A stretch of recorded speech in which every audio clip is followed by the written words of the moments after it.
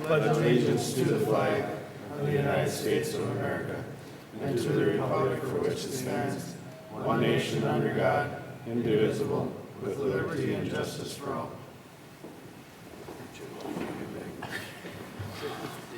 Again, good morning. Consideration of agenda items. Are there any additions or corrections to the agenda? Hearing none, is there a motion to approve?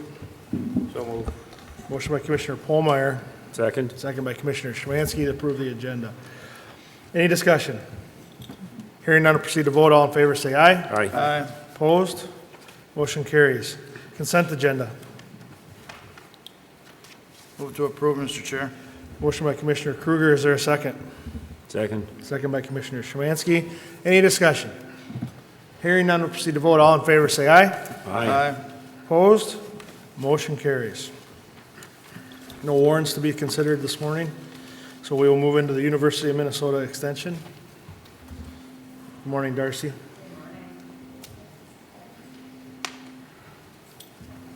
Good morning. Thank you for having us. Good morning. Quiet meeting. I don't think it's ever been this quiet. Don't jinx it. Right. All right, I'll get this pulled up here.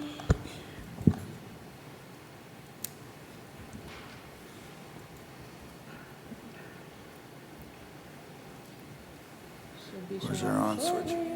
Right there.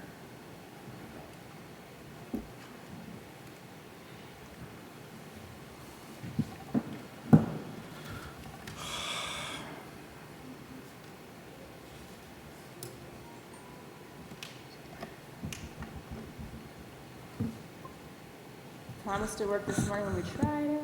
So, there we go. We got it. All right. Well, good morning. As you can see, there's two of us, not three of us. So Grace is sick today, so it'll just be Eli and myself this morning.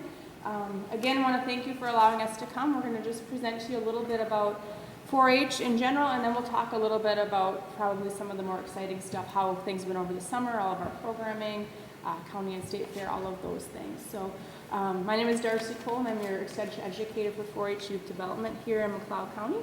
Most of you know who I am. Use the mic, please. Oh, that's right, I forgot. Can you hear me now? Yes. Okay. All right. Just used to not presenting with a mic. So, like I said earlier, it's just going to be Eli and myself. So I'm going to let Eli tell you a little bit about himself, maybe his grade, some things that he does in 4-H a little bit before we jump into it, just so you get a little bit of a feel about what Eli has been involved in our program with. So, my name is Eli. I am in 11th grade. I am a part of the Glencoe Junior Pioneers, and I am active in livestock projects as well as general. So, 4-H is America's largest youth development organization. In McLeod County, we have 358 4-H members and 108 volunteers who contribute just under 9,900 hours annually. At its core, 4-H is about empowering youth with life skills. From the beginning, over 100 years ago, 4-H was focused on community strengths and needs. We were already thinking about youth who might fall through the cracks or be called at risk. 4-H provided out-of-school learning for rural youth. Thank you, Eli. All right, so you're going to hear me talk a lot this morning since I'm doing all of Grace's pieces too. But we know that in Minnesota there are far too many youth that do not feel engaged, connected, and supported. The Minnesota Student Survey reveals that about 60% of youth do feel connected to a caring adult outside of their family. And in McLeod County, that stat is pretty close to state average. So in McLeod County, 58.6% of youth do feel connected to a caring adult, but that means that we have about 3,700 youth locally that do not have that connection. which is pretty staggering because we know that that is a really important piece of youth lives. About 35% of the state's youth are not engaged in enrichment activities out of school time. And again, in McLeod County, we fall pretty close to that state average at about 33%. So that means we have about 3,000 youth who are not engaged in any activities outside of school. And we know that's an important piece that helps them to be able to find their passions, develop leadership skills, and life skills that will help them in the future. This survey also reveals some concerns around mental and emotional health, which is not surprising when you look at if you're not connected to a caring adult, you're not involved in things, you have more risk for being at risky behaviors. So 4-H is relevant to all youth because we gear our program to current trends and needs of our communities. We ensure that we're relevant by continually assessing who we're reaching and retaining and why that is. Statewide and in McLeod County, right now, our programs do not necessarily reflect the diversity of our communities. And this is partially because a lot of our recruitment comes from members who are currently involved in the program or already know about the program. It's a lot of word of mouth that really gets people in the door for us. To remain relevant and responsive to changing community needs, Minnesota 4-H has really made it a priority to focus on first-generation 4-H families, which are basically anyone who has not previously been engaged with our 4-H program. So you're going to be hearing, as we start this morning, a little bit about that, and then we'll kind of highlight some of the more county-specific things. So, all right, we know that when 4-Hers and youth are involved in activities, that there's a lot of positive impacts for their life. We know that juvenile crimes peaks right after school in that 3 to 6 time, and I'm sure that Joe could testify to that. Youth that don't have something positive to do, it's really easy for them to get in trouble. And 4-H gives them something positive to do out of school time in their communities. We know that about 11.3 million youth are not engaged in something positive after school, but we also know that there's really amazing statistics around the positive benefits to youth who are engaged. We know that youth develop stronger social skills when they're involved in out-of-school activities, which leads them to make better decisions in their life. We also know that they're really excited about learning, and that improves their work and study skills, and then that kind of is a snowball effect to help them make gains in reading and math, which then overall helps them to have higher graduation rates. We know that parents are supportive of their youth being involved in out-of-school time activities because it helps them to just make healthier choices in life.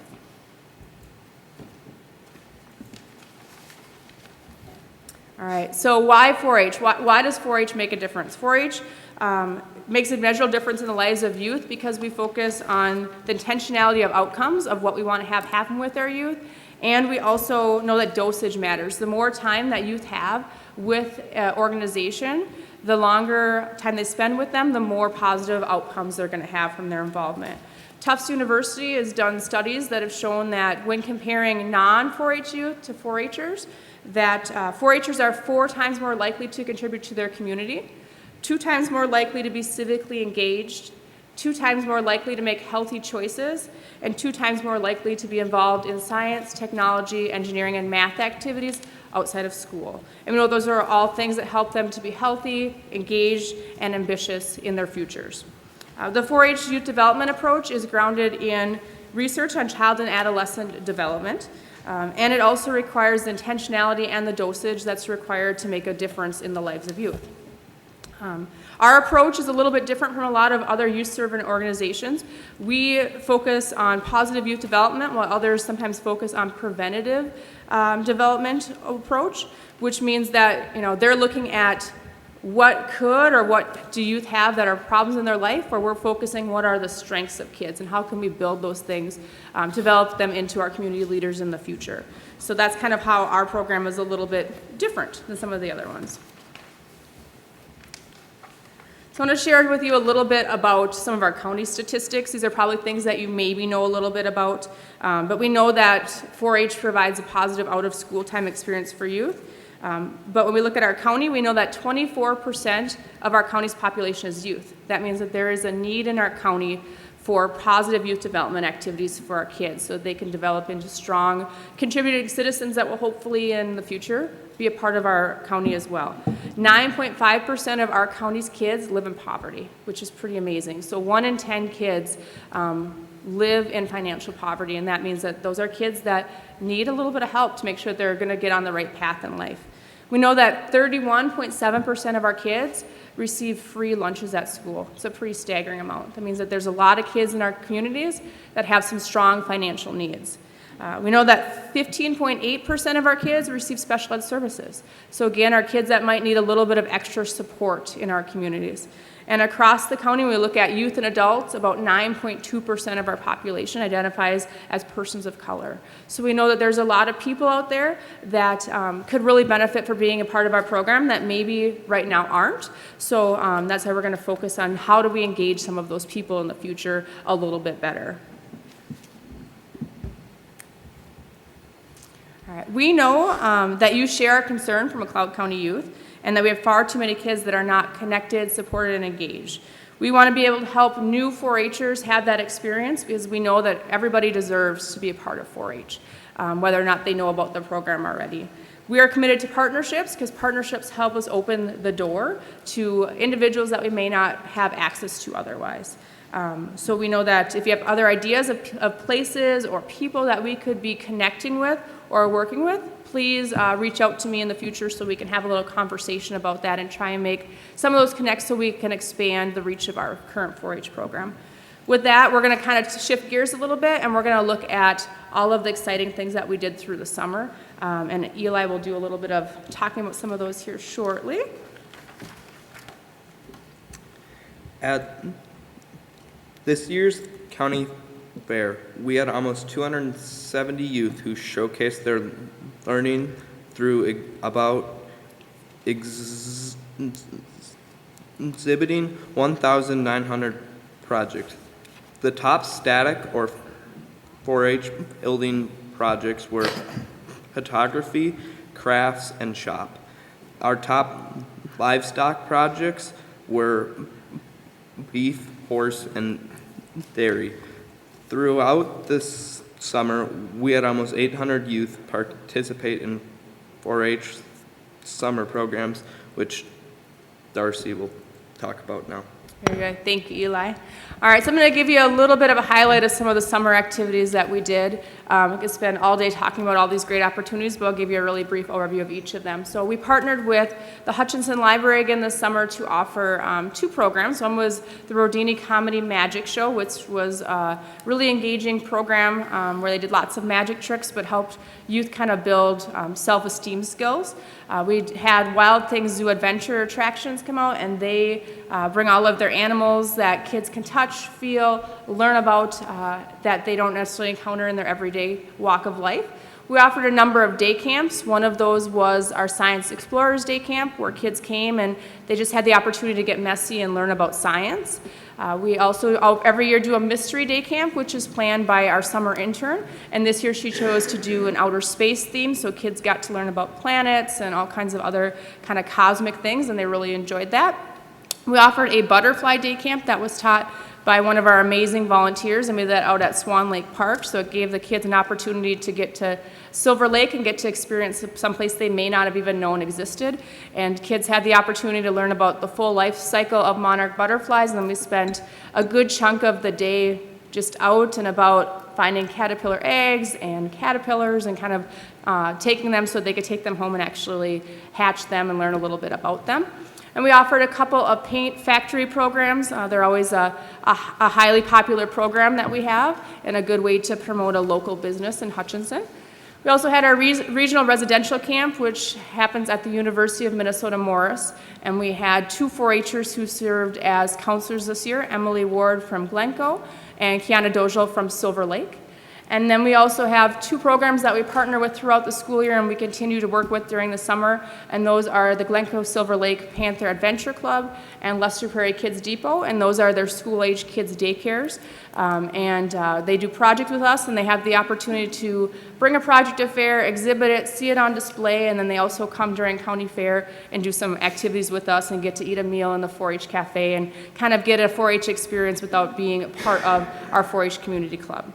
So that's kind of a little bit about some of the summer highlights that we had. Most of those happen in June and July before we really focus full-heartedly on county fair. So, all All right, State Fair, we had 59 youth livestock exhibitors that went down to State Fair, and if you look on your presentation, the picture on the far left is our beef exhibitors all together with kind of their pride for doing 3rd place overall in herdsmanship, which they were really excited about. We had 38 youth general or static project exhibitors, and these were kids who brought something that would go in the 4-H building. And you can see a couple of them up there. So in the picture next to our beef kids is Grace Puckett. She is a 4-H'er from the Hutchinson area and has done performing arts for a number of years, but always done piano performances. This year she chose to sing and did a Patsy Cline impersonation with Walking After Midnight, and it was phenomenal. She went to State Fair and received a purple ribbon for her performance there. Next to her up there is Grace Spiral. She is from Winstead, and she purchased a $75 goat and went to State Fair and was the overall champion market goat, which means she had the opportunity to be in the purple ribbon auction, but she also won a loom-lined popper, which is like a trailer that fits in the back of her vehicle to haul her animals, and recognizes her as the winner from this year. And then on the far right is Elise Betcher. She's from Glencoe, and she is very much a budding architect. Every year she does a project that is like perfectly to scale of a building. So she's done a lighthouse, she's done a tree house, and this year she did a home, and she spends hours and hours throughout the year prepping that. So really bright future for all of these awesome kids. And these kids were all chaperoned by 8 screen volunteers who went down and ensured that these kids were safe and that they had a positive experience at State Fair. All right, so a few State Fair honors. I want to highlight some of these. I know that Paul has shared some of these previously with you, but want to just highlight them once again. So we had 25 purple ribbons at State Fair. And purple ribbons for our kids are basically the highest ribbon that they can receive at State Fair. So we have a lot to be proud of our kids. They work hard, and it definitely shows. We had 50 blue ribbons and 14 red ribbons that kids came home with. We had 3 participation ribbons, and then we had 2 overall livestock grand champions and 6 overall reserve champions.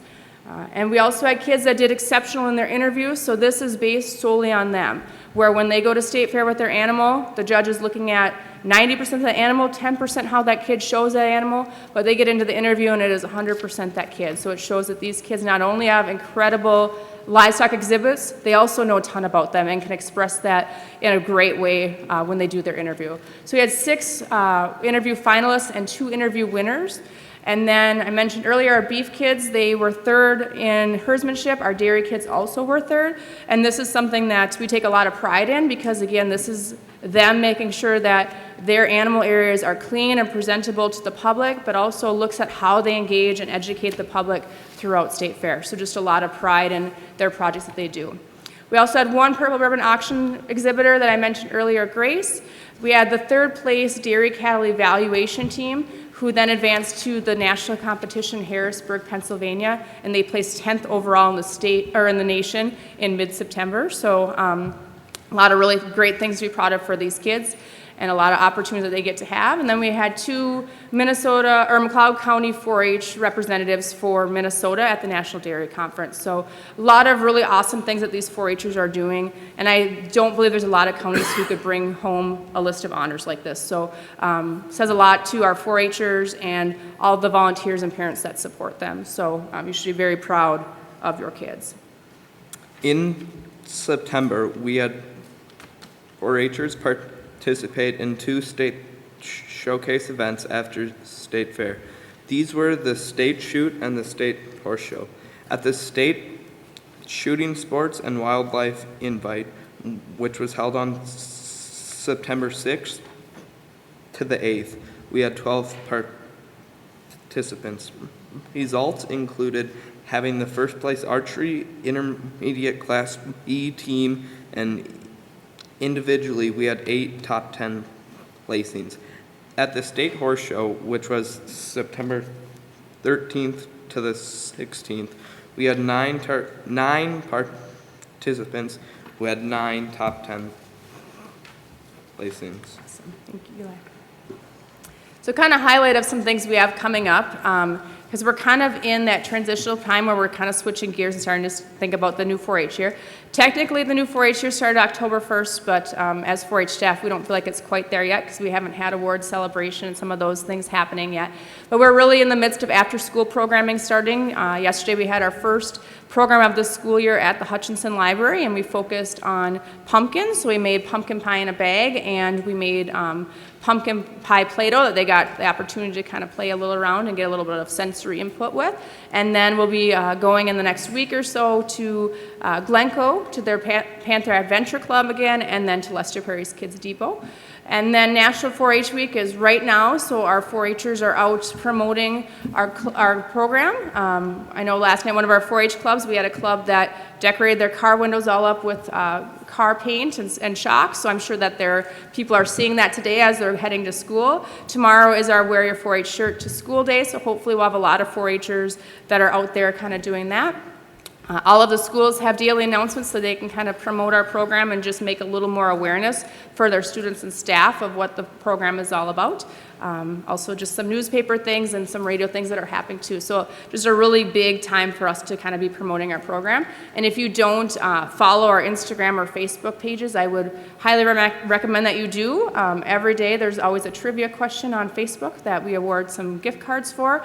And then we also are doing a social media challenge like we did during County Fair for 4-Hers and their families to post pictures and share a little bit about the impacts that 4-H has on their lives and why the program is important for them. So I'd encourage you to kind of follow along with that. I know as a 4-H staff, it's really exciting for me to see those things because I don't always see all of the behind-the-scene things that they're doing, and it's a good way to see the impacts that they're having in their life. Some other things that are happening right now is kind of the paperwork season, so we're doing our county and club charters and tax forms and all of those things that go along with that, so some of the maybe a little less fun things in our jobs. We also have on October 27th our club officer and our club leader trainings happening, and those are really preparing our young people to be able to go back to their clubs and lead, because in our 4-H clubs, it's our youth that are leading and our adults that are supporting, which is kind of a little bit different than most of their life.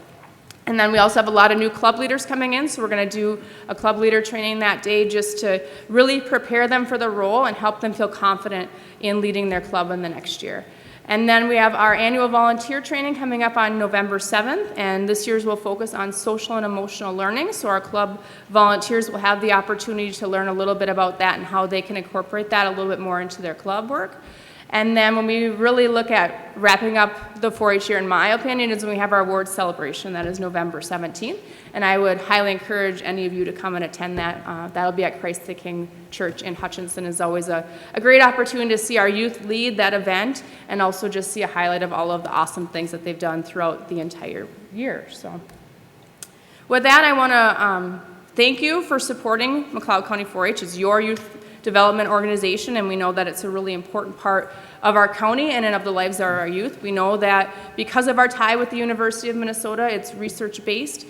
We also know that for the last 100 years, we have really focused as a program on building the skills of tomorrow's leaders. And we know that partnerships allow us to be able to bring resources to our communities and connect with youth in different ways. So with that, again, I want to thank you for your support of our program. And if you have any questions, we'll absolutely take those. And then if we can do a picture, we'd like to be able to post it on social media to make sure that everybody kind of knows that we're here and that you guys are hearing about our program a little bit more. But what questions do you have for either Eli or myself about 4-H or experience that we've had with that? Any questions for Darcy or Eli? Mr. Chair. Yes, Ron. Well, thank you, Darcy, for your presentation. Yes. And I know one of the 4-H's is hands and doing a lot of work with your hands. My question is, do the 4-H members have access to some more sophisticated technology as well as they do their projects? Absolutely, they do.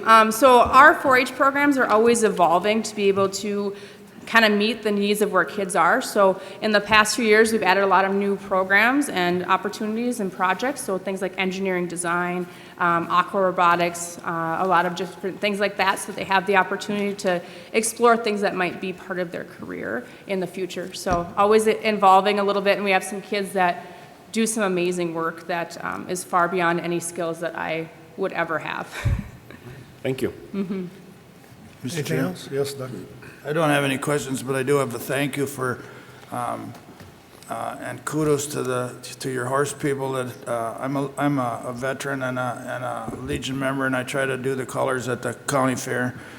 And as we're getting older, we're having a hard time finding people to present the colors. So I went to Darcy, and we got the horse people to present the colors at 3 nights, I believe. I think so. Yeah, Yep. for in front of the grandstand, and they did an excellent job. And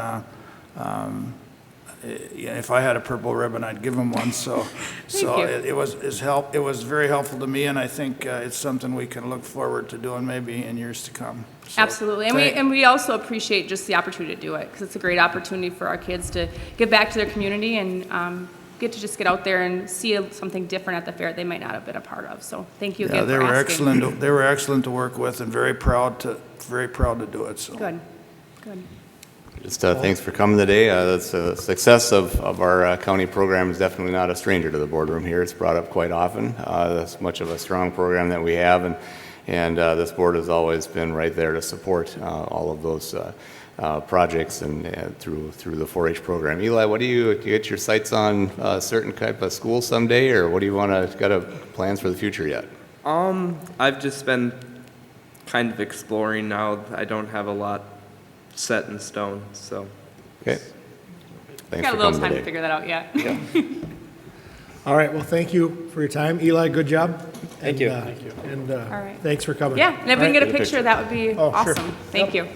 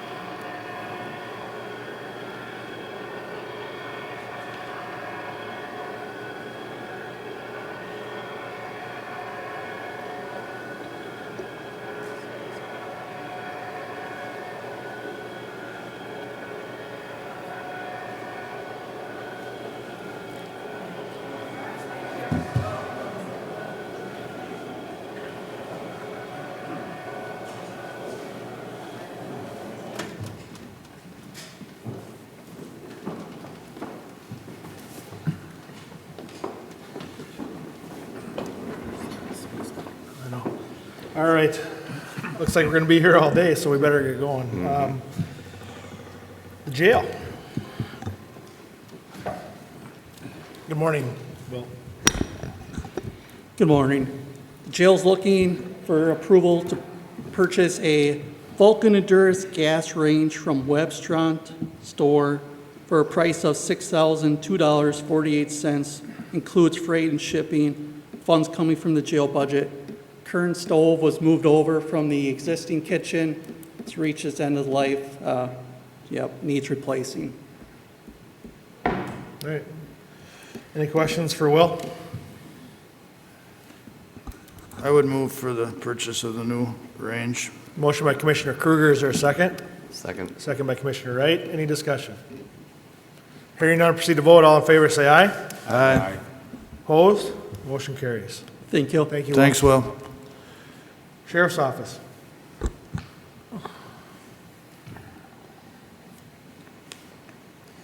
Morning, everyone. Morning, Scott. Morning.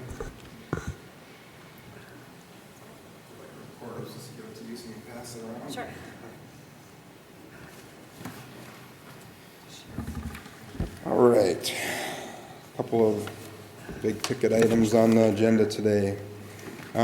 First one is consider approval to purchase a 2019 Lenco Bearcat G2 four-door armored rescue vehicle from Lenco Armored Vehicles, Pittsfield, Massachusetts, for a cost of $244,639 with funds from the designated capital assets account.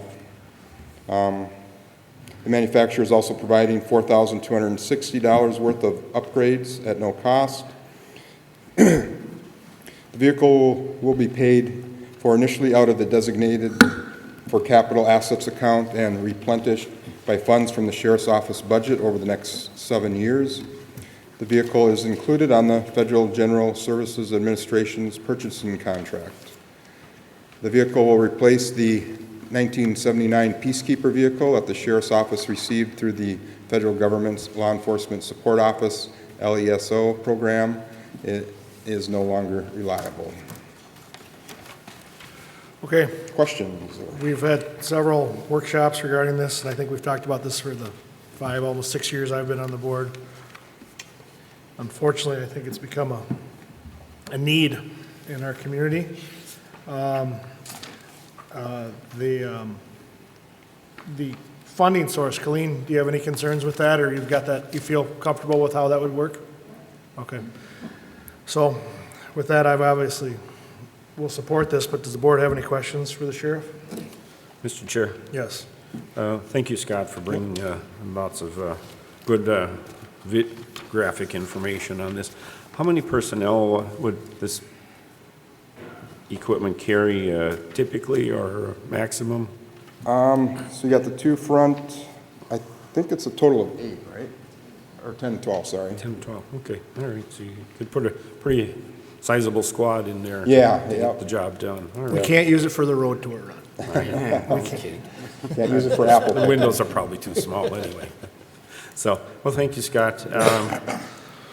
And as far as delivery of this item, is it being shipped here, or how will we acquire this? If approved, it will take 6 to 9 months to build it, and we'll have to fly 2 people out to Massachusetts to take possession of it and drive it back.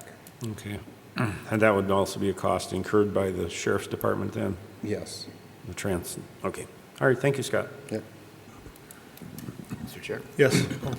Quite an interesting morning so far. We've covered our investment in the 4-H program that yields purple ribbons, day camps, success stories to no end. Covering that spectrum, and within a few minutes, we get to talk about purchasing an armored vehicle for our sheriff's department. And hopefully this raises a little bit of attention as to where the crimes committed within our county has taken us at this point. Yes, today we have a $250,000 vehicle, and thanks to the Sheriff's Department for working on finding ways to reasonably fund that. But other things that we can pay attention to with linked to our current crime was the increase in cost to our courts, the millions that are budgeted to our Sheriff's Department and jails currently, the services that are required out of our social services through foster care and other programs. And this is all in our rural county of 35,000 people, and this seems to be where it's taken us. And that we need to have a nearly military-type vehicle in order to keep our officers safe as they do their job to keep the public safe. So I support this. It's rather unfortunate that it's come to this point for us, but with the current condition we have, with the calls that our public safety people need to go out on, I guess it's time that we need to have a vehicle like this to keep everybody safe. So I'll make a motion to accept. Motion by Commissioner Wright. Is there a second? I'll second. Second by Commissioner Polmeyer. Any discussion? Hearing none, proceed to vote. All in favor, say aye. Aye. Opposed? Motion carries. Thank you. Can somebody call Sergeant Leopold and let him know? Because Yeah. I'm sure he's Give him incredibly good news. concerned. Yeah. All right, go ahead, Scott. Second is consider approval of the Southwest Metro Drug Task Force Joint Powers Agreement for a cost of $19,200 with funds from the Sheriff's Office budget. This agreement is approved annually as an effort to move away from relying on forfeitures to offset budgetary increases. Membership dues have increased. Previously, the Sheriff's Office paid dues of $8,400 as a voting member. The Sheriff's Office was also reimbursed $3,000 per month for having placed an agent in the task force. The current changes are an increase of annual dues to $16,800. This is also accompanied by the ending of the $3,000 per month reimbursement for the assigned agent. Having an agent assigned, the dues are waived, the $16,800, but we will no longer receive the reimbursement of $3,000 per month, which equaled $36,000 annually. The forfeit issue has been taken up by the Minnesota legislation in the recent years with efforts to eliminate it or modify it. The Southwest Metro Drug Task Force has been shown to be effective in helping to reduce drug trafficking into our area. And so I'm asking consider approving the McLeod County Sheriff's Office to remain a voting member of the Southwest Metro Drug Task Force Joint Powers. Okay, so just before we go on, Mike, maybe you gotta help me with this. I have item Sure. B, which is the joint powers agreement, and then item C. Oh, I'm sorry. The voting member, so I should take those separate, correct? Yes. Okay, all right, so let's just stick with item B regarding the joint powers Okay. agreement. Does the board have any questions for Scott? Mr. Chair? Yes. I really don't have any questions, but I read through it, and if I wasn't mixed up on the first paragraph, I got mixed up by the time I got to Maybe the end. Maybe I over-explained And, no, it. you're fine, but is this because of the legislature, this is so convoluted? Well, the fear or writing on the wall, I'm not sure where it's going to go, is that they want to eliminate access from law enforcement to gain, when there's a forfeiture. Was brought up last year, and I don't know if Mike, if you can answer that too, but it didn't pass. They're still working on trying to eliminate that, the monies from that to go back to law enforcement agencies. So, Mr. Chair? it's kind of an effort we feel it's going to end, we don't know, but so the Drug Task Force Board has moved away from using that monies to help offset the budgetary increases and to just rely on dues and things. So. Mike, do you have something to add? Yeah, there are a couple of issues that are involved here, and they're really good public policy issue and debate items. One of which is that we don't want it to appear like law enforcement is doing this for the money. We aren't prosecuting a particular person so that we can get their property. It ought to be that the forfeiture is a collateral effect of that. Then there's the other type of situation, like where officers go into a drug house, they find a pound of cocaine and $35,000 sitting on the table, and there are 10 people in the room. That money is clearly drug money. It clearly ought to be forfeited, and the real difficult part is how do you differentiate that from the guy who has the $100 in his pocket when he's doing methamphetamine on the street.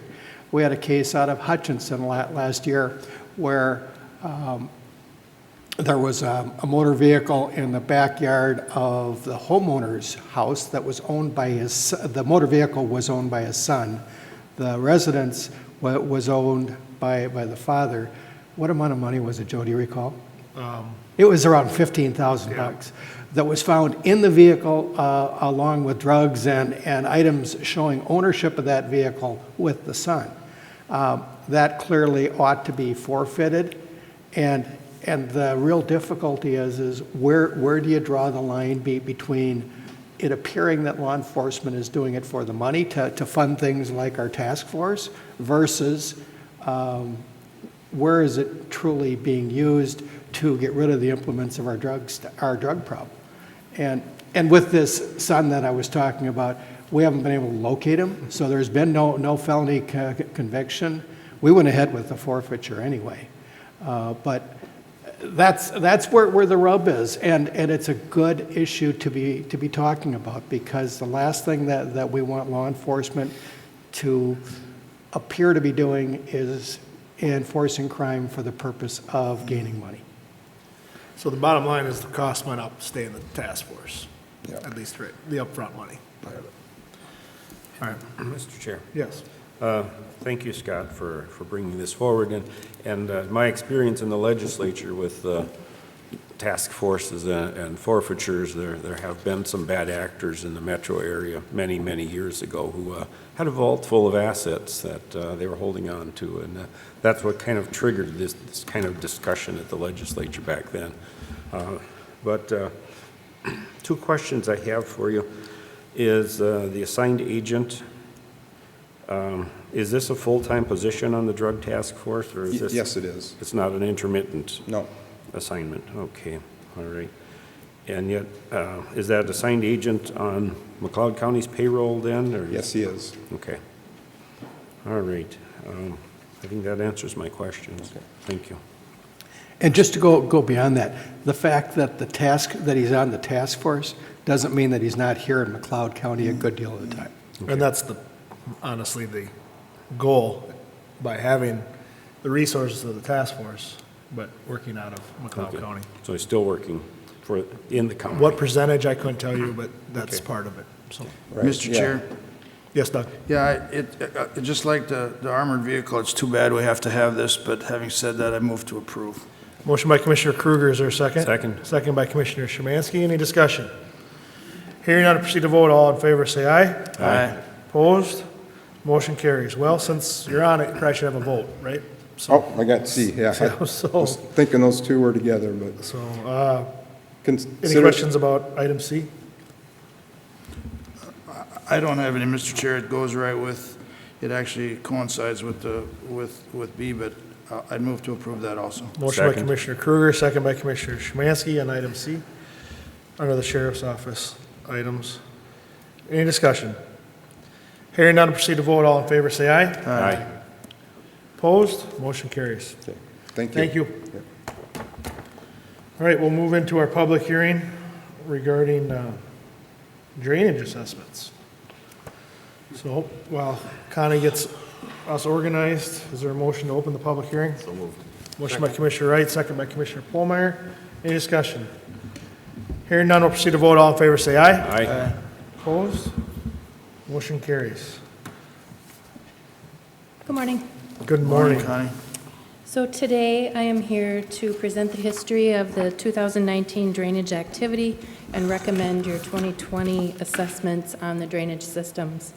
The hearing notice was published in the McLeod County Chronicle on September 18th, 25th, and October 2nd, which satisfies the requirements of statute for a public hearing. I have passed out 2 documents, and first we'll deal with the one that's a little more pink and green than the blue and green, I guess. So the first one is the county and joint drainage activity. There is a new column this year for the Ag BMP loans. Those are low-interest loans available from the Minnesota Department of Agriculture for buffer acquisition and seeding costs. We were able to take advantage of that for 3 systems within redetermination that we had, and you'll notice those amounts highlighted in orange on that sheet. The other expenses column, which is about 4 or 5 from the right side, that is the activity of repair that went on through the year and also estimated through the end of the year. The inspector services and expenses to the left of that is time from Adam Lesky and Ryan Freitag. And then the other expense that's higher to the systems is the weed spraying, and I have now put that in its own column also. Okay, and then the second document is the county and joint drainage assessment history. That goes back to 2015 here, and then off to the right is the recommended assessments for pay 2020. So I think in the past, I've just gone ahead then and read the amounts of the assessments, and then if you have comments as I go along, interject, or at the end, and then we could take a motion at the end. Does that work? That works for me. Does anyone have any questions so far? Mr. Chair. Yes. Connie, I'll have a question on CD 35 Okay, on the 1-year payment there, but you want to take them, let's just take them in order and we'll just question that one when we get down there. okay. Okay, so CD 03, assessment $12,000 for 1 year. CD 05, $1,950 for 1 year. CD 08, $25,000 1 year. CD 10, $10,000 1 year. CD 11, $20,000 1 year. CD 12A, $10,000 1 year. CD 15A to the old benefits, $3,500, 1 year.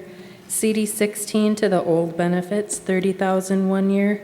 CD 16, the new redetermined benefited landowners, $16,600. CD 18, $12,620, 1 year. CD 19A, $15,000, 1 year. CD 21 old, $500. CD 21 newly redetermined, $1,942, 1 year. Sorry, I got to turn my page. CD 25, $6,711, 1 year. CD 26, $5,000, 1 year. CD 27, $15,000, 1 year. CD 28, $5,000, 1 year. CD 29, the old benefits, $20,000, 1 year. CD 31, $500, 1 year. CD 32, $40,000, 1 year. CD 33, $70,000, 12 years. I maybe could just describe a little bit with this one. This relates to a multi-year assessment, CD 33. The project was finalized in 2019, and the expenses were over projected by $70,000. It relates to a previous assessment back in 2017, where the county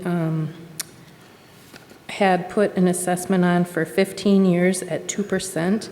So this one, I'm recommending $70,000 at 12 years so that they parallel and end at the same time.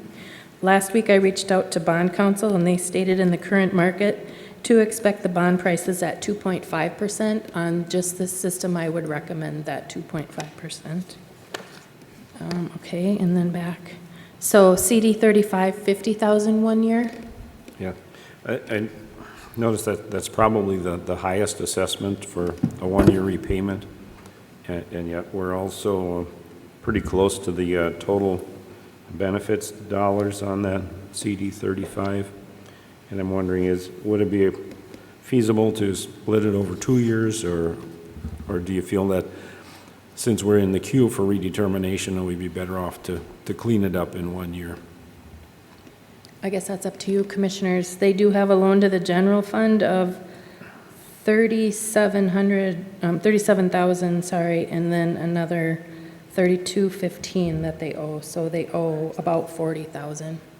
I do know that they did have a $50,000 assessment last year. So if you had comments and if that was too much, we could, put it in more. Mr. Chair, I would just recommend that we pull CD 35 from the schedule right now, and then just address that separately later. Okay, so just we'll continue, and if predictably, we'll take the balance of the schedule, but we'll leave 35 out. Okay. CD 36, $20,000, 1 year. CD 37, $3,000, 1 year. CD 38, $2,000, 1 year.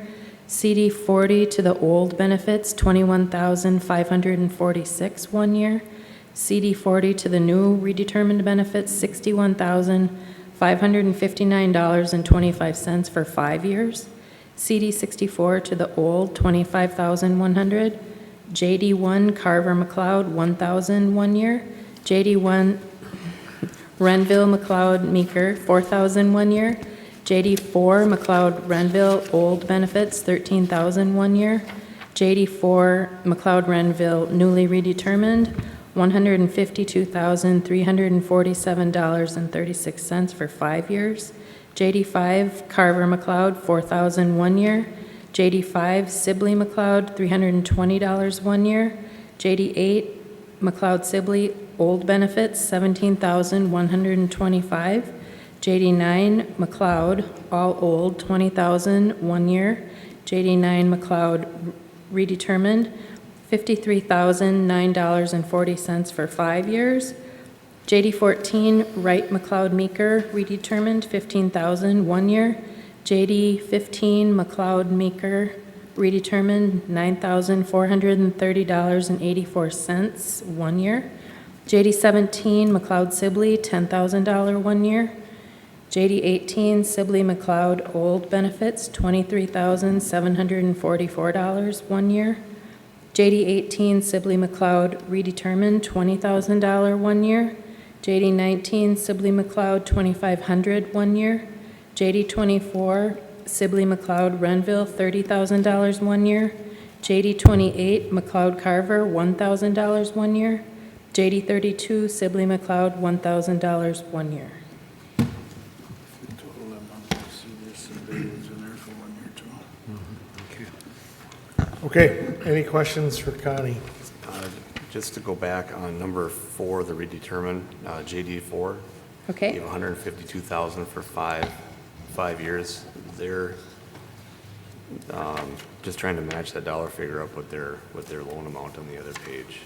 So that would have been already approved actually by the joint board. Yep. We listed on this sheet so that it's transparent for all of the McLeod landowners, I guess. Okay. All right, it is a public hearing, so I will open it to the audience, but does the board have any more questions before I do that? Does anyone in the audience wish to address the board regarding the ditch assessments? All right. I have one question. Connie, on County Ditch number 25, they have benefits of $6,700. Yep. They have a debt of $108,000. So am I right in that the next 13 years, you're going to be back here asking for a 100% assessment against that, and you can't do any work in the meantime? Well, I mean, is that the way? unless it's an That was emergency. the way it was set up. That one had pretty well the entire tile line replaced. I'm on that system, so I need to note that.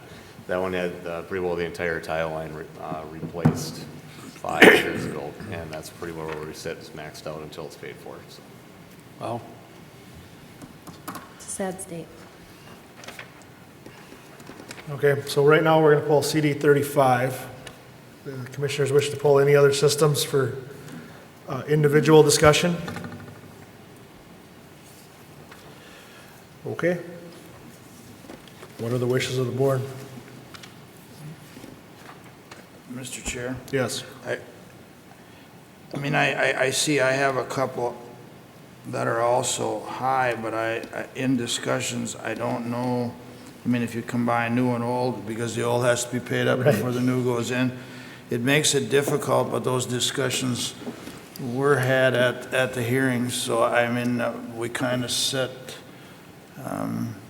the landowners up. I mean, I shouldn't say we set them up, but we explained to them what the consequences were of doing this. And I don't mean consequences, they should be benefits, but obviously you have to pay for what you do. So I don't know, I mean, we could spread it out, but I don't know that will help us, And I think help them at the end of the day. I don't know, I'd speculate that they felt comfortable in the hearings. Right. Because they're not here, right? Excuse me, Mr. Chair. Some Yeah. of the old assessments on old benefits are not in total. They will still have more coming. I just couldn't place any more on the system. Sure. All right. I that did time of have, year. I had one other question, I guess, it's not in my district, but JD 32, I noticed that the expenses, where is it? I think it's, let's see if I can find it, the expenses were rather high. Was there more than just our inspectors' costs in there? I can't find it right now real quick.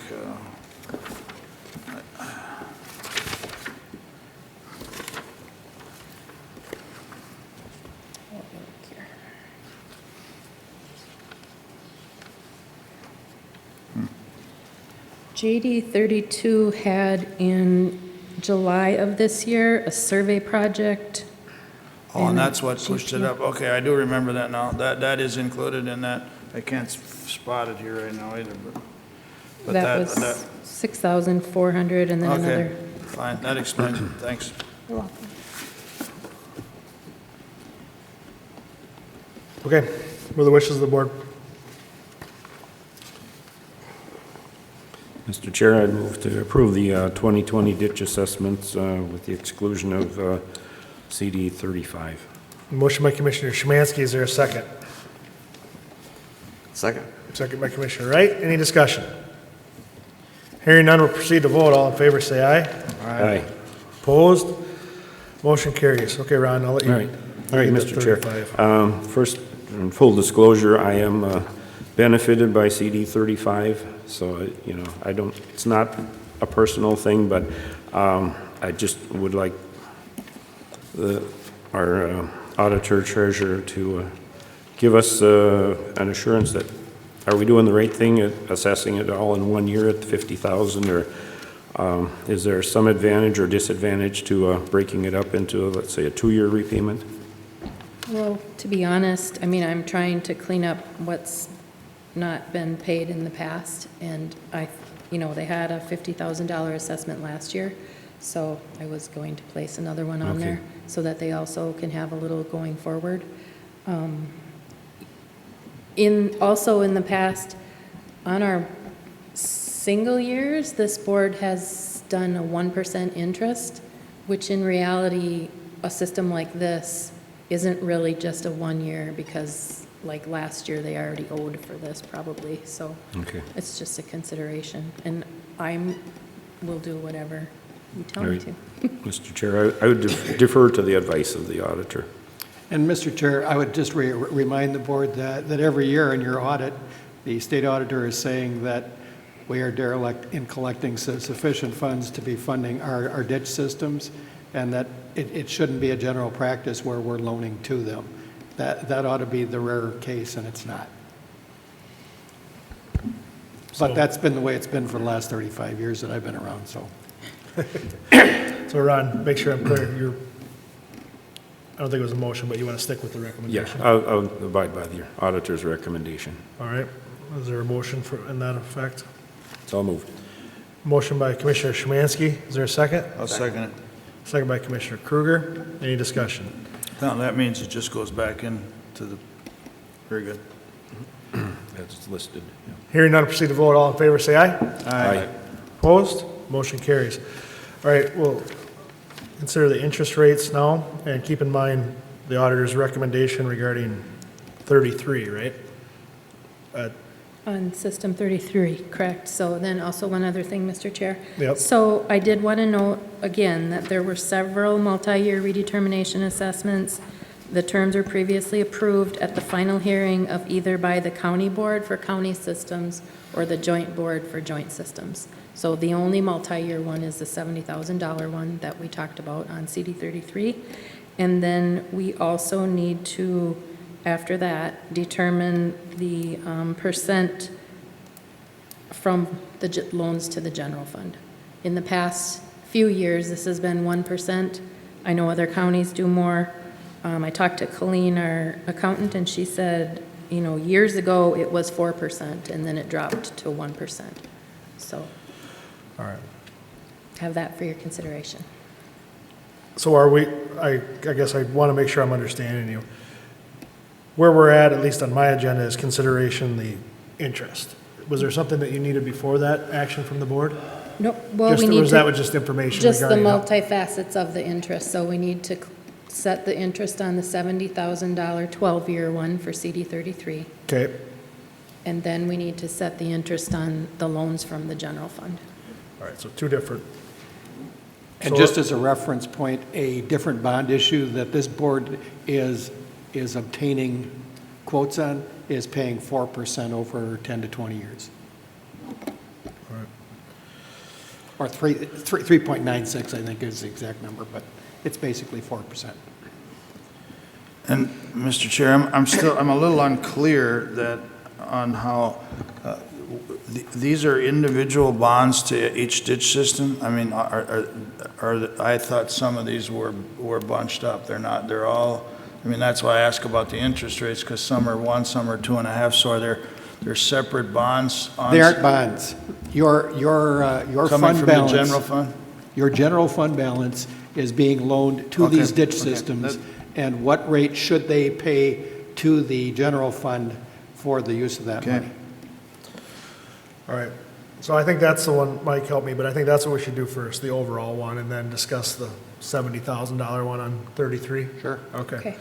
So what we want to discuss now is the overall interest rate from the general fund. So any discussion on that? Anyone willing to offer a motion? Mr. Chair? Yes. I don't know that I'm ready for a motion, but I am ready for a little discussion because, I mean, it's time, I mean, I realize just in talking with our auditors and other counties, I mean, I feel that with the ag, where it's at today, you know, we need to keep it as low as we can, but we may have to look at raising somewhat. I think our state auditor nicks us a little bit because of that.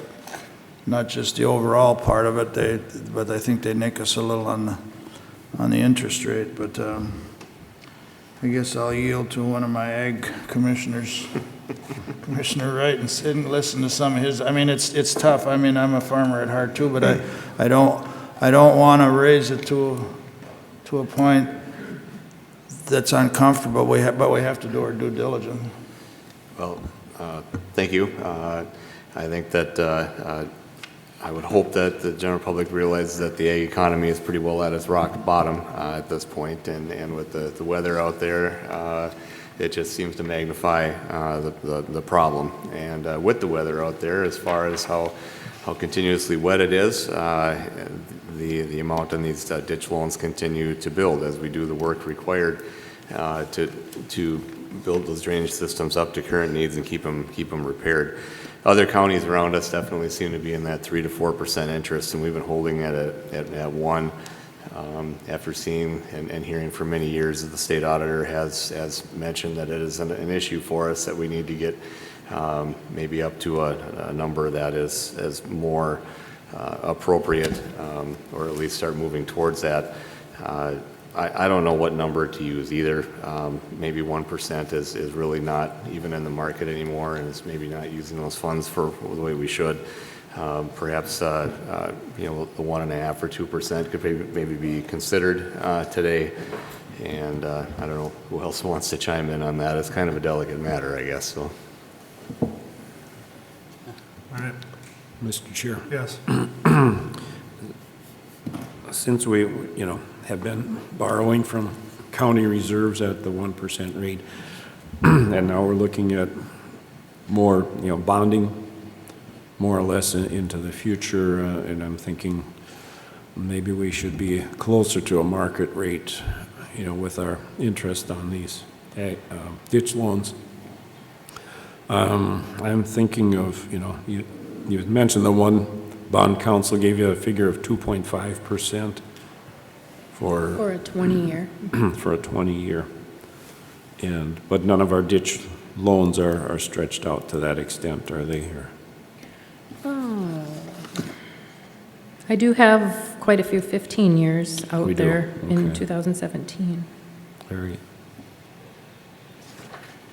Mr. Chair, I guess I would feel comfortable at a 2.5% rate on ditch loans. I realize it's hard to forecast the future in agriculture, but hopefully there are better days ahead of us. And as we stretch these loans out, it's only prudent that we, receive the revenue that we're obligated to pay on the bond feature itself.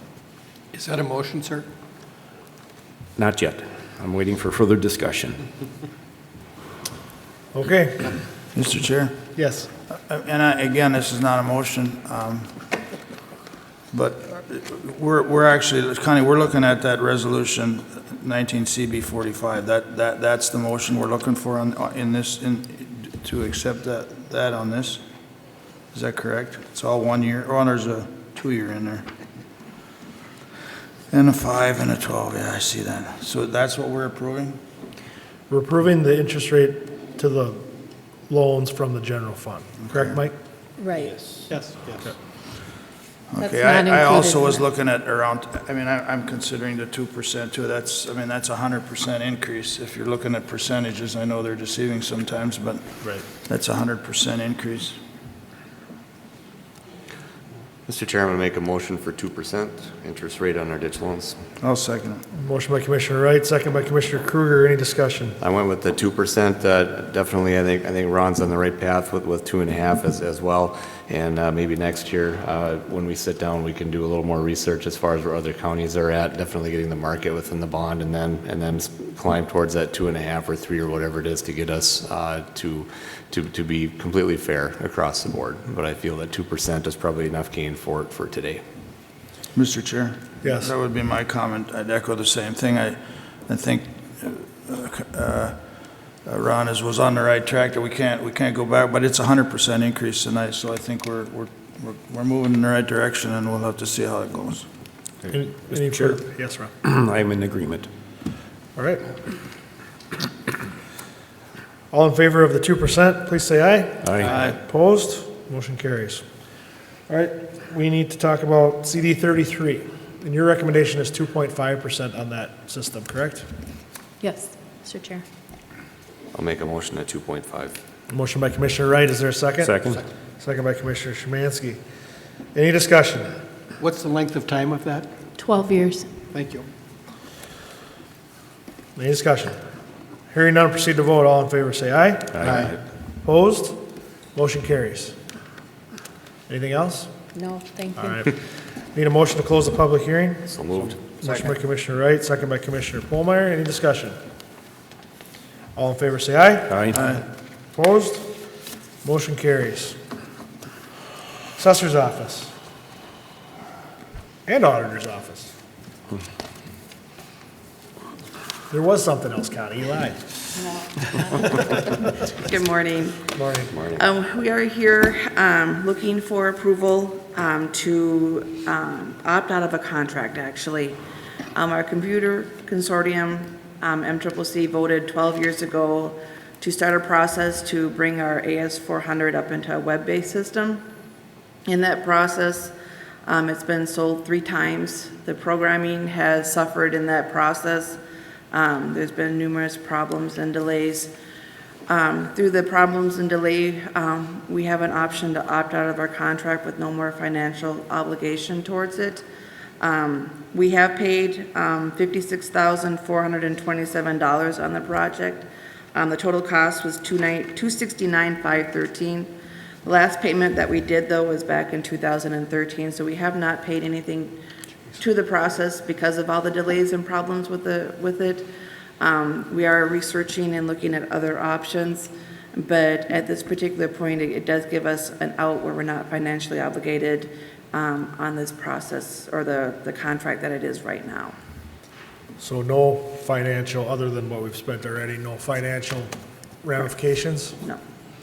Mr. Chair? Yes. Sue, can you note that there are many other counties that are in the same situation, correct? Yeah. They're a little further along in the process? Correct. There was 36 counties that signed into this contract back in 2012. The minimum that they need to say where they feel viable is 21.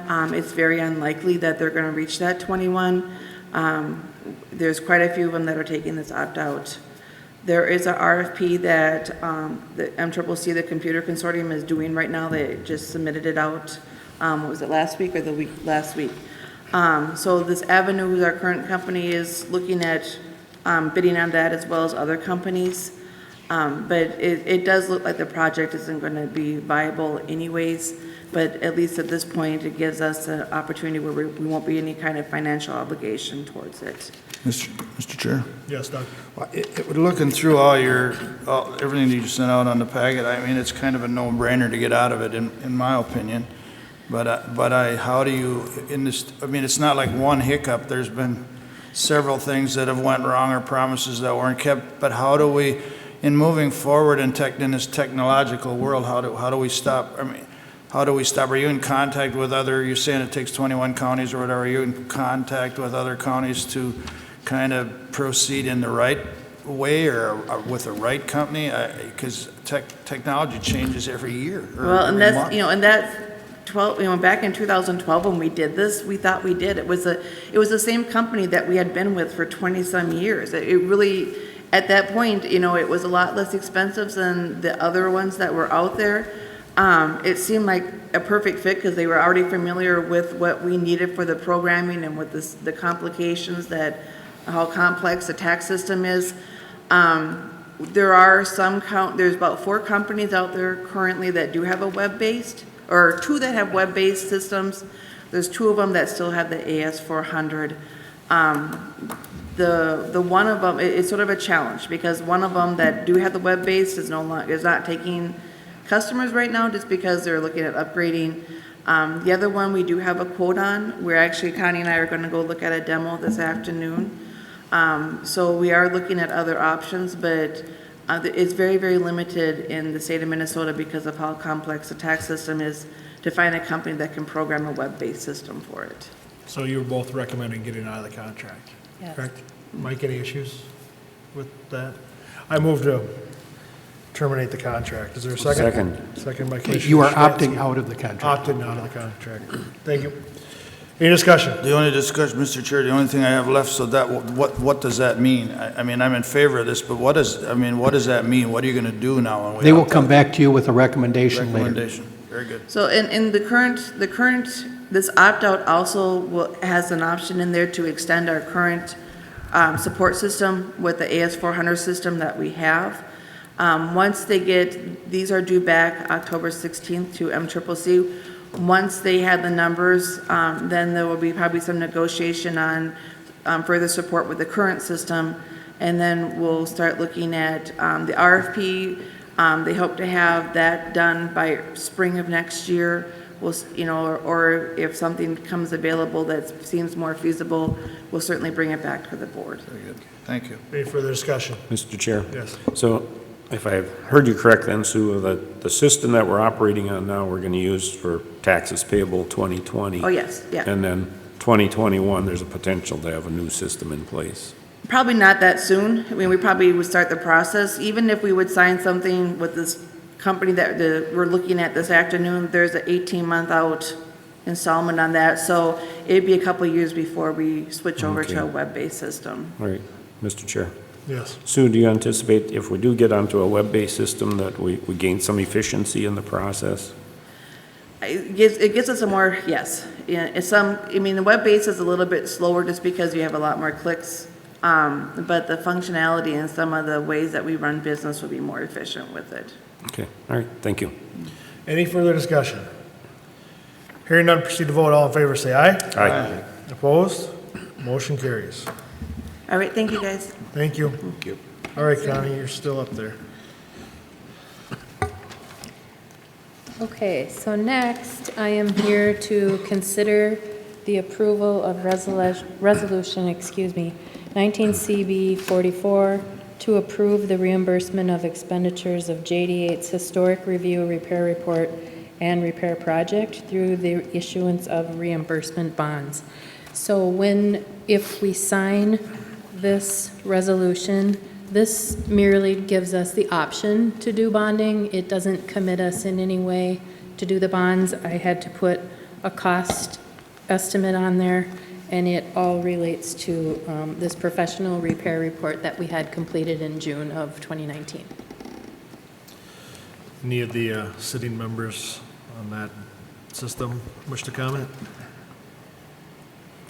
Mr. Chair? Yes. Connie, is that the number that you used directly out of there, or did you put some in there for some of the add-on costs that we're looking at?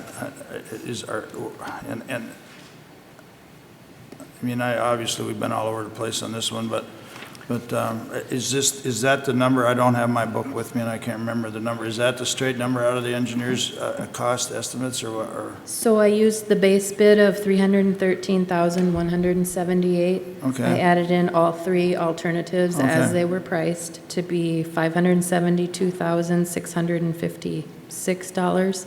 I added an additional $200,000 for change orders. Okay. And I added $150,000 estimate for the engineering for the total of the $950,000. Very good. Okay, thanks for clarifying. I just wanted to, I didn't want to get painted in the corner, but that sounds right, so I'd move to approve. Motion by Commissioner Kruger. Is there a second? Second. Second by Commissioner Wright. Any discussion? Hearing none, proceed to vote. All in favor, say aye. Aye. Opposed? Motion carries. Thank you. Now you're done, right? Yeah. All right. All right, Public Works, Mr. Brunkhorst. Good morning. Good morning. John. Couple items for you. First one, we'd like to consider final payment and acceptance for the centerline tile projects. Contract was Traxler Construction. Final payment amount $282,103.15.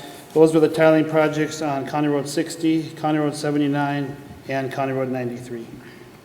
We had some complaints on County Road 60. We got those addressed. They've been addressed, yeah. We had a little bit of settling with it initially in some areas. They've been back, and some of the different sections, they've filled them in again. The rest of the settling, I'm sure we'll get some over the winter and freeze thaw, which is we expect to get, and we'll just have to do that with our normal blade maintenance and stuff. All right, There's nothing on the contractor. So I'm familiar with the County Road 60 one, obviously. Were there similar complaints on the other ones? We had to do a little bit of filling in on, I believe it was 79 or 93, both of them actually a little bit. But you're confident they're satisfactory as they sit today? I think they met their obligations, yes. Okay. Yeah. Mr. Chair? Yes.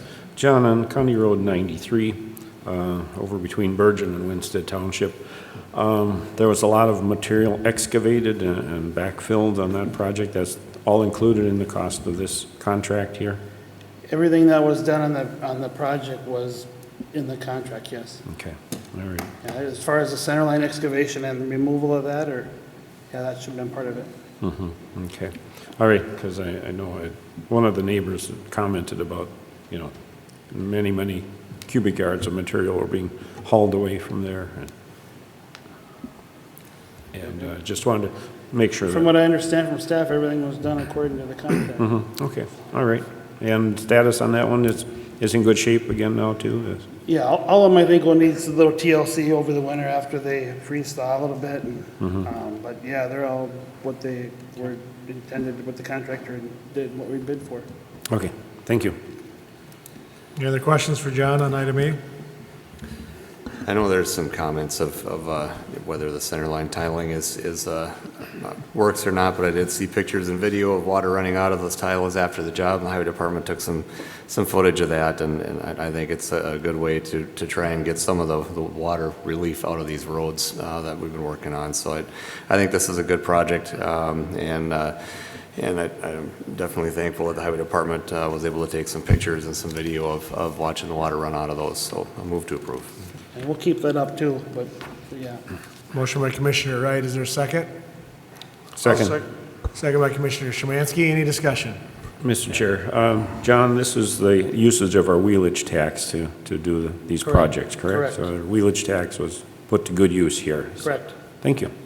Any other discussion? Yeah, Mr. Chair.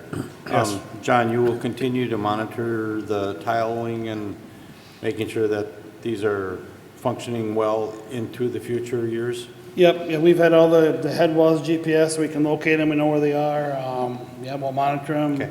We'll certainly get video of, photos of them working and so forth, Yeah. because, yeah. Very good. Mr. Chair? Yes. Yeah, that's important to keep monitoring them because as Commissioner Wright said, there's two different issues here. The work was done the way we asked them to do it, so there's two different issues, whether we should or shouldn't do it.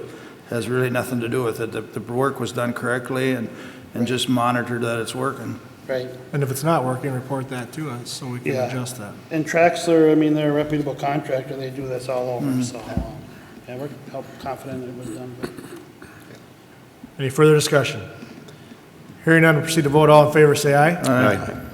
Opposed? Motion carries. Item B, we'd like to consider approval to hire Tecta Tracker. That's a Schwickert's company out of Mankato, Minnesota, to make repairs at the Fairgrounds to the commercial building for a cost of $39,520 and the Exhibition building for a cost of $20,513. I should say make roofing repairs. And we hired them last year to do an assessment on all the Fairgrounds roofs. They put together detailed reports for various repairs, A-level repairs, B-level repairs, A being more serious, more of the loose fasteners, water getting in around vents and so forth, different things. I mean, the roofs are old and need some preventative maintenance, so rather than going out and brand new roofs on everything. We do some preventive maintenance now. I think we can hold off the replacement of the roof down the road. So A and B, or I should say, the first ones we brought forward this fall will be the commercial and the exhibition, but I envision bringing others forward in the future. And this is the funding we're proposing from the Fairgrounds capital repairs budget. Well, we knew this day was coming. Yep. So, any questions for John on this? Mr. Chair? Yes. John, I noticed that, there's some paint failure on a few panels on these roofs that they are going to do that, recoating those panels, but would there be any benefit to recoating the entire roof system, or would that be extremely expensive? I think that's what we got to look at. I mean, if you look at a lot of those, there's, it's just faded in certain areas and stuff, and I think as we meet with them doing these first repairs, that's something we need to look at for the whole thing, especially if we want to have aesthetics and so forth, right? Make it look nice. Okay, all right, thank you. Mr. Chair? Yes. John, maybe you said, how old are these buildings? Is there an age on, I mean, I'm looking at the pictures also, and I was just curious. Commercial building was installed in 1990, and the exhibition was 92. And all of them around that, the rest of the roofs are around the same vintage. And I would just echo the comments, it's a lot cheaper to, if you look at the cost of new buildings, it's a lot cheaper to maintain. I mean, we gotta know when to cut and maybe redo, but it's a lot cheaper to maintain than it is to build. Yeah. Move to approve the request. Motion by Commissioner Wright, is there a second? Second. Second by Commissioner Polmeyer. Any discussion? Hearing none, proceed to vote. All in favor, say aye. Aye. Opposed? Motion carries. Thank you. Thank you. Item 11, Your idea of painting or something is really good. IT. Who's taking that? Sheila. Good morning, Scott.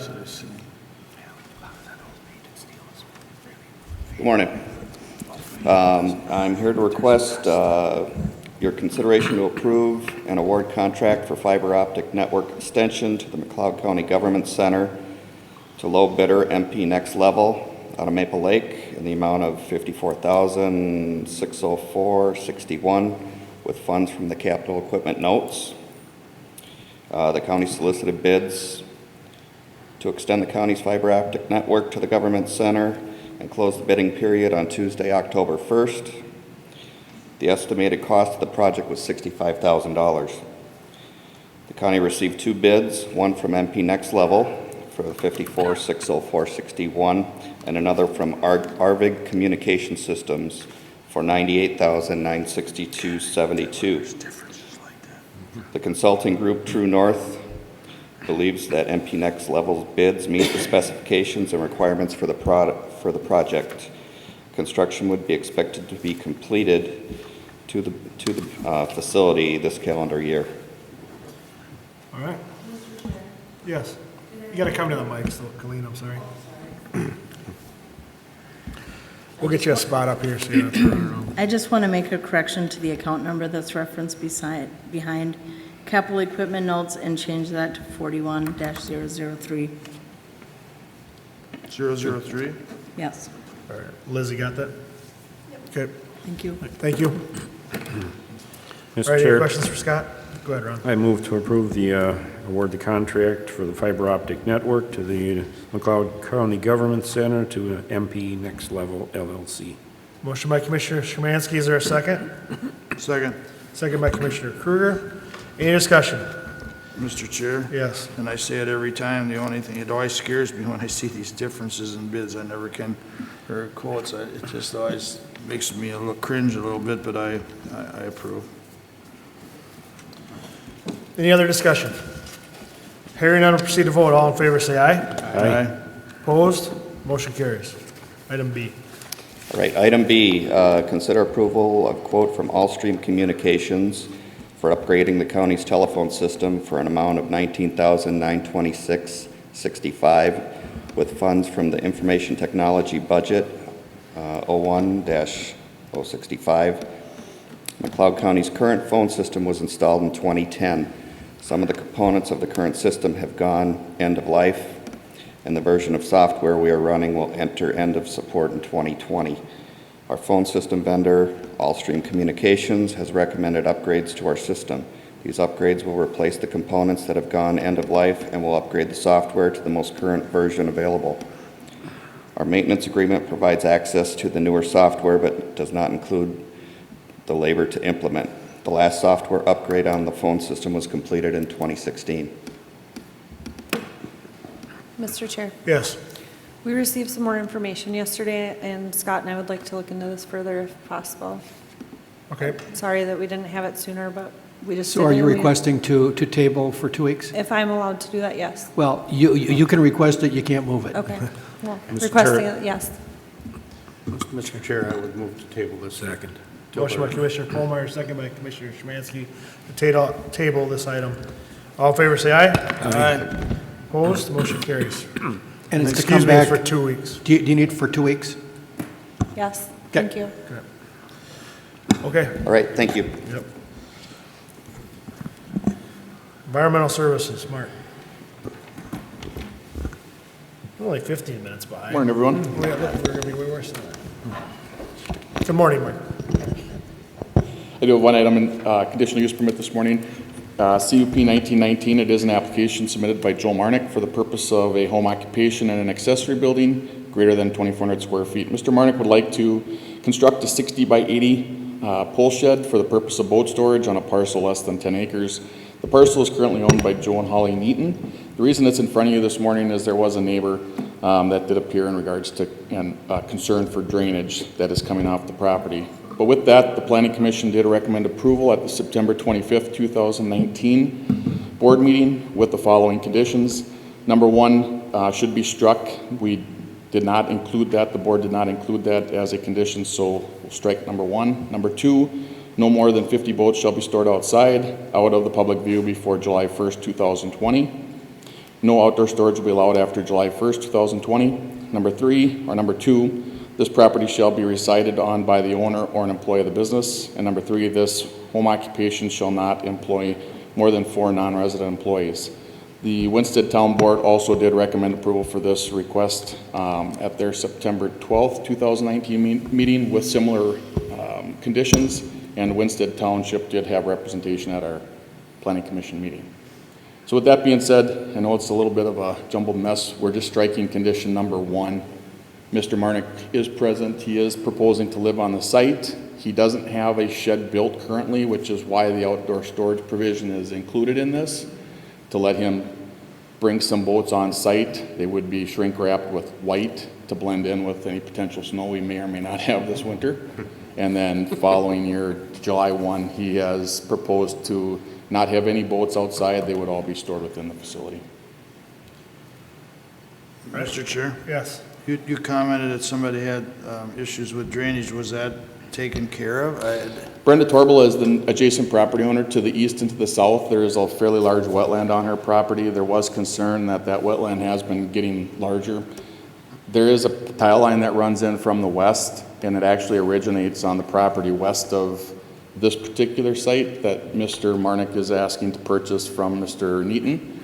And I spoke with the SWCD office who was working with Mrs. Torbola, and looking back through historical photos, the reason why this has grown is obviously because we're up to about 35 inches of rain during the growing season in this area. Had nothing to do with the tile. She was contesting that Mr. Neaton had damaged the tile that ran through his site.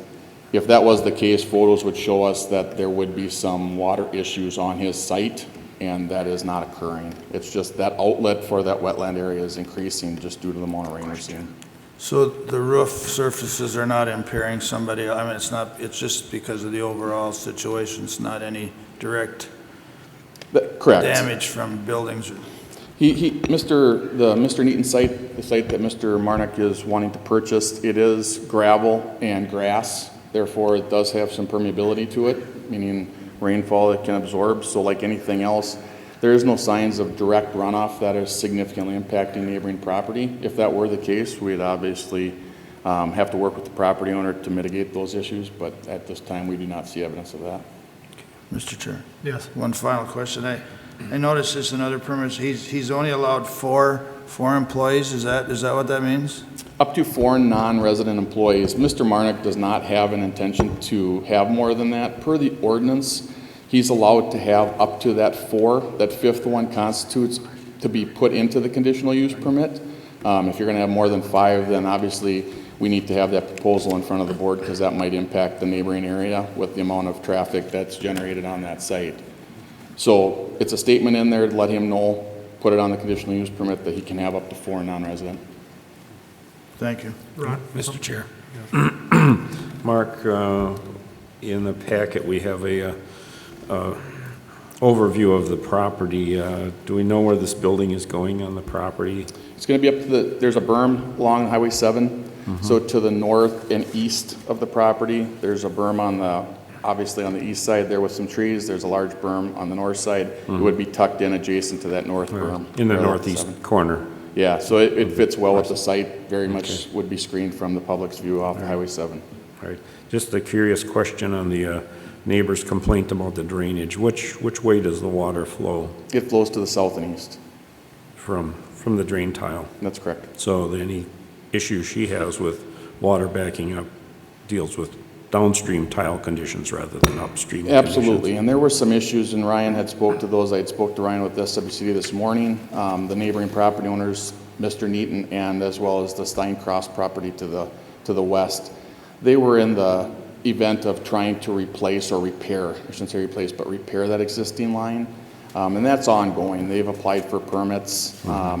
They've met the requirements of that, and that's an ongoing project, if you will. But her concern was not founded in that application that was made by those property owners to just maintain that existing line. Okay. Mark, I'm trying to look through the packet here, and I'm not... do we have hours of operation on this? We do not. We do not, okay. The reason I ask is because I know how boat storage works, and in the spring and the fall of the year, you're moving boats in and out at a frantic pace. So I'm just concerned that we don't have issues with operation hours. It's a fairly isolated site. Highway 7, obviously, with the road traffic, that noise of that road traffic will more than likely be louder than any activity that's occurring on the site, especially with the berms that exist there. There wasn't a lot of discussion at the public hearing in regards to hours of operation, and I believe just because of that road traffic issue, there's more noise off of 7 than what the operation will incur. Mr. Chair? Yes. One other question just popped into my head here there's no shrink wrapping of boats here, or it looks to me like after the building's done, it's all inside storage, is that right? And I'm only leading to that because you're well aware of what plastic, when it's taken off, what we have to do with it, but I just wanted to make that clear. And if I may, I can ask that question. Right now, Mr. Mark does have a site at Maple Plain, and would that shrink wrapping occur at that site and then brought out for storage? Yeah. It's not my main operation. And then taking it off is just done in reverse, it goes back to your other site to take it off, or, okay. It's a great way to store boats, I'm not saying that, but we end up with piles of stuff that we don't know what to do with, so. Okay. Mr. Chair, I move to approve. Motion by Commissioner Szymanski, is there a second? Second. Second by Commissioner Polmeyer. Any discussion? Hearing none, proceed to vote. All in favor, say aye. Aye. Opposed? Motion carries. Thank you. Good luck. Item B, we do have one appointment, and with this being said, it's to consider approval to appoint a policy committee member. And I had spoke with Commissioner Kruger as well as Commissioner Wright for the Lower Min watershed. This is that High Island Creek. I spoke to Doug and to Paul about that just because it's in their districts. Mr. Kruger did serve on the One Watershed, One Plan as the policy member for the North Fork, so hopefully he's got, I say that jokingly because I know he's got a lot of hopefully it's a good word. He's got a lot of knowledge in regards to this process that Bowser's put forth. So with that being said, I'd ask for a motion to approve so that they can get this group together and start working on the memorandum of understanding for this particular One Watershed, One Plan. Okay. Mr. Chair, I move to approve the appointments of Doug Kruger as representative and Paul Wright as alternate. Motion by Commissioner Szymanski, is there a second? Second. Second by Commissioner Polmeyer, any discussion? Hearing none, proceed to vote. All in favor, say aye. Aye. Opposed? Motion carries. And I just want to make one more comment. Typically, we would bring this in front of you as a workshop item. Due to the timing of this, Sibley County has taken the lead on this, and they wanted us to get those appointees as soon as possible, so I do apologize that we didn't have a chance to look at this at a workshop first. Thank you. Mike, I know you're next, but can we call a 5-minute recess? Or do you, okay, we'll take 5 minutes. We've been at it for a while. So, thank you.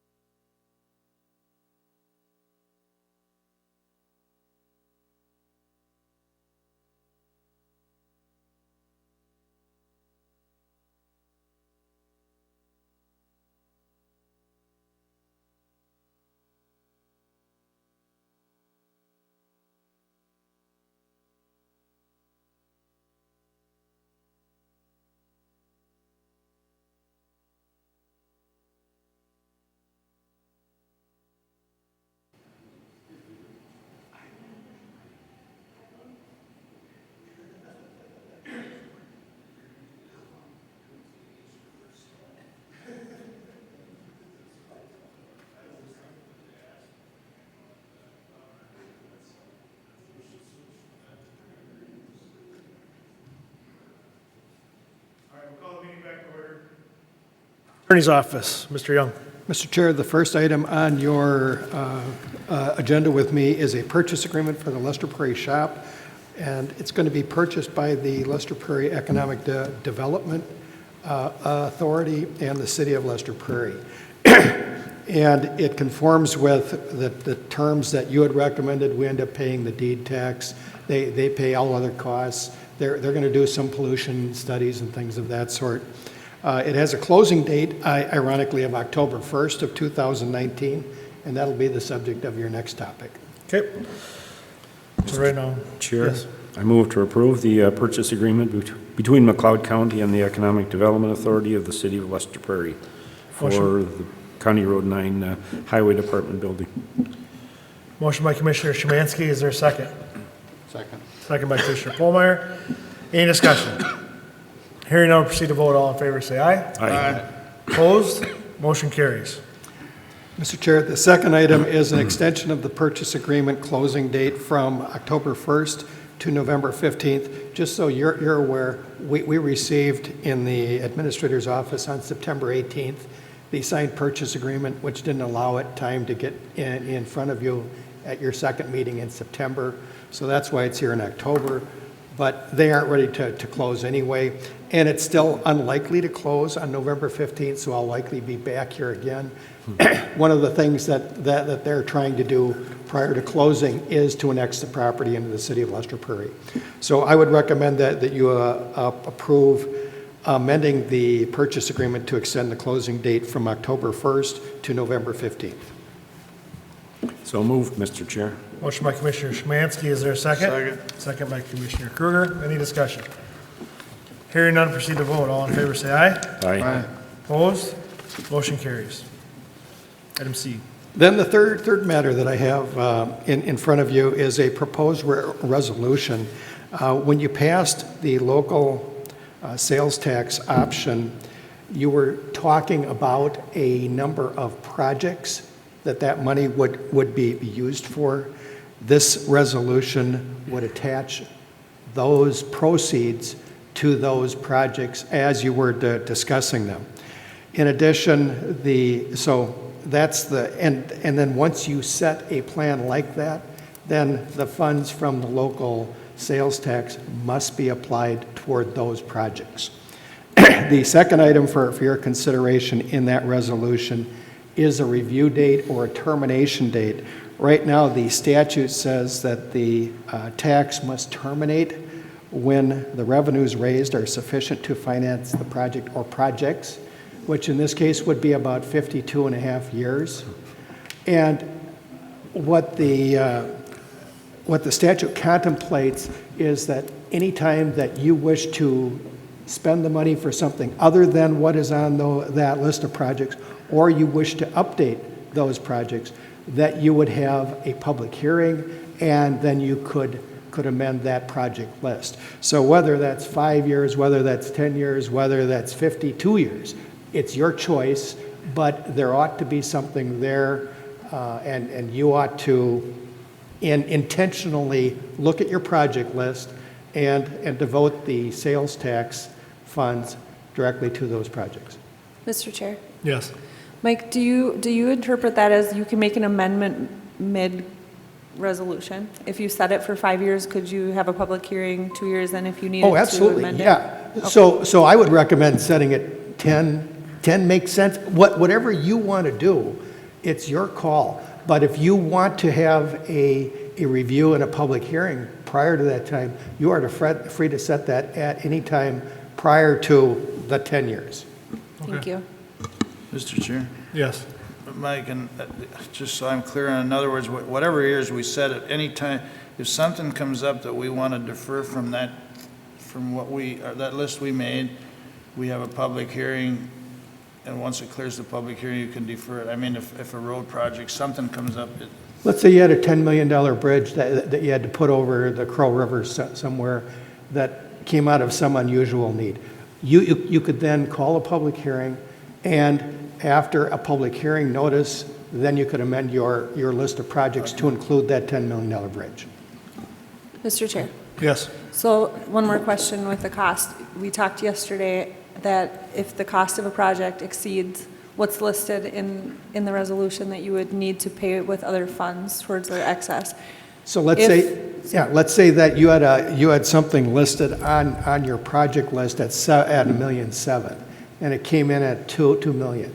You would be free to use the $1.7 million toward that project and then come up with $300,000 either out of your regular CASA funds, if that was eligible, your county level levy, other tax funds that you have. The idea is that you are to be totally transparent. You're to tell the public, we are taking this money for these projects, and then you're to spend them on those projects. My question. And it's capital only. It is not, it's capital and refurbishing projects. It's not applying of gravel. It's not applying of P-rock. My question is, if you make a 10-year plan or 10-year resolution, obviously the cost of those projects will change. So would they be able to amend the resolution if they knew that the project cost was going to be different for a same project that's already listed on there? Yes, and then have a public hearing. Yes, absolutely. Okay. And if you want to do it for 1 year, you're free to do that. But I think you have plenty of projects on that list, and it's up to you as to the amount of time. Mr. Chair, I'd like to have a budget committee sit down with Highway and make sure that we have all the projects in there. When we approved the bonding, that was one set of projects, and this is now another. I just want to make sure that we have everything listed in there properly and make a decision on that length of terms before we pass the resolution. I'd like to make a motion to table until our next board meeting. Motion by Commissioner Wright to table. Is there a second? I'd second it. Second by Commissioner Kruger. All in favor, say aye. Aye. Opposed? Motion carries. Okay. Thanks, Mike. Review of our calendars. Rich? Okay, since our last meeting, we obviously had a workshop after the 19th, the Pack for Families retreat, an all-day session regarding how Pack for Families can continue to operate and be more available to the public. 23rd, we had the Township's annual meeting. Had a solid waste meeting on the 24th. I was fortunate enough to donate blood on the 27th. Hopefully the county did supplied enough blood to save a few lives after that day. They got some of mine anyway. On the 30th, had a JD 15 redetermination meeting. October 1st, joint Sibley McLeod board meeting in Gaylord. We were able to talk through with Sibley commissioners some of the concerns and joint projects that we have working with them. Everything from the Trailblazers to the insurance programs to road possibles, working together. The 4th had went up and met with Ryan Freitag and Adam and John about the County Ditch 32 crossing over County Road 15. Good discussion out on the road, making sure that we're all hopefully on the same page there sooner or later and get that project going if Mother Nature would cooperate a little bit better. And then yesterday I attended the Soil and Water Conservation Board meeting. So that brings me up to today. Okay. Since the last meeting, attended the Township Association meeting. Rich had mentioned our SWAC meeting of solid waste. On the 1st, we had a budget meeting, and then met with the Sibley County Board, and like Rich had said, discussed issues that the two of us share and can work together on. I've had, since our last meeting, after the workshop, we had Meeker, McLeod, Sibley public health meeting, where most of it focused on the hiring of a new director. Ron is on that committee, so I'll let him cover that. I've had some personnel meetings and phone calls, union negotiations with the nurses union, SWAC meeting, and the meeting with Sibley County that's already been covered. Ron? All right, Mr. Chairman, forgive me for having a little gravelly voice here today, but back on the 17th, after our last county board meeting, we had the Social Services Committee meeting, and then following that, there was a demonstration here at the Glencoe Event Center called Living on the Edge of Poverty that Commissioner Pohlmeyer and I participated in. I wasn't able to stay for the full program, but it was kind of eye-opening what people in poverty are contending with financially. On the 18th, we had McLeod Treatment Program. We heard a proposal from a representative of Hutchinson Rotary wanting to make an investment in the Visitation Exchange Center. That is a developing project, and we'll cover that more in future months. On the 20th, we had our Meeker McLeod Sibley Public Health meeting, Joint Powers Board meeting that has Joe alluded to. We're looking at hiring a director, and I'll cover that here subsequently. Also on our afternoon of the 20th, we had our negotiation sessions with the Minnesota Nurses Association representing public health staff. On the 23rd, I attended the Glencoe Transportation Study here at the Glencoe City Center. Got some fresh information there. And then also attended the McLeod Association of Townships annual meeting here that evening as well. On the 30th, we interviewed candidates for the Meeker McLeod Sibley Community Health Services Administrator position. Had some very good candidates applied. We interviewed 4. We have not come to a decision yet on how that's going to go. And then on the afternoon of the 30th, we had the JD 15 Meeker McLeod redetermination final hearing. That went very well. The redetermination was approved, and we're all set for that. On the 1st of October, we had the joint workshop with Sibley County over at EJ's in Gaylord. Very well conducted meeting. Lots of good information was exchanged. On October 3rd, Prime West Health had their monthly meeting. We're kind of trying to negotiate how to carry on in the future, that since the Department of Human Services has revoked the contract that we had applied for. We are amending our joint powers agreement. The requests are being sent to our county attorneys right now to review the proposed changes to the joint powers agreement. This is to incorporate the 11 new counties in the expansion. They will not come in as full members until we are able to provide full service to their counties, but we're making a category called entrant member, so that they can participate in the discussions at Prime West, but they will not be responsible for any financial obligations to Prime West.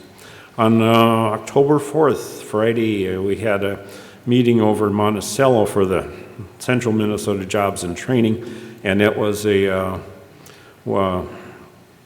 project that we had initiated about a year ago to examine how to best incorporate older workers in the workforce, how to keep the highly qualified, valuable staff who want to look at retirement but also want to continue working. And we had probably 150 people attending that seminar.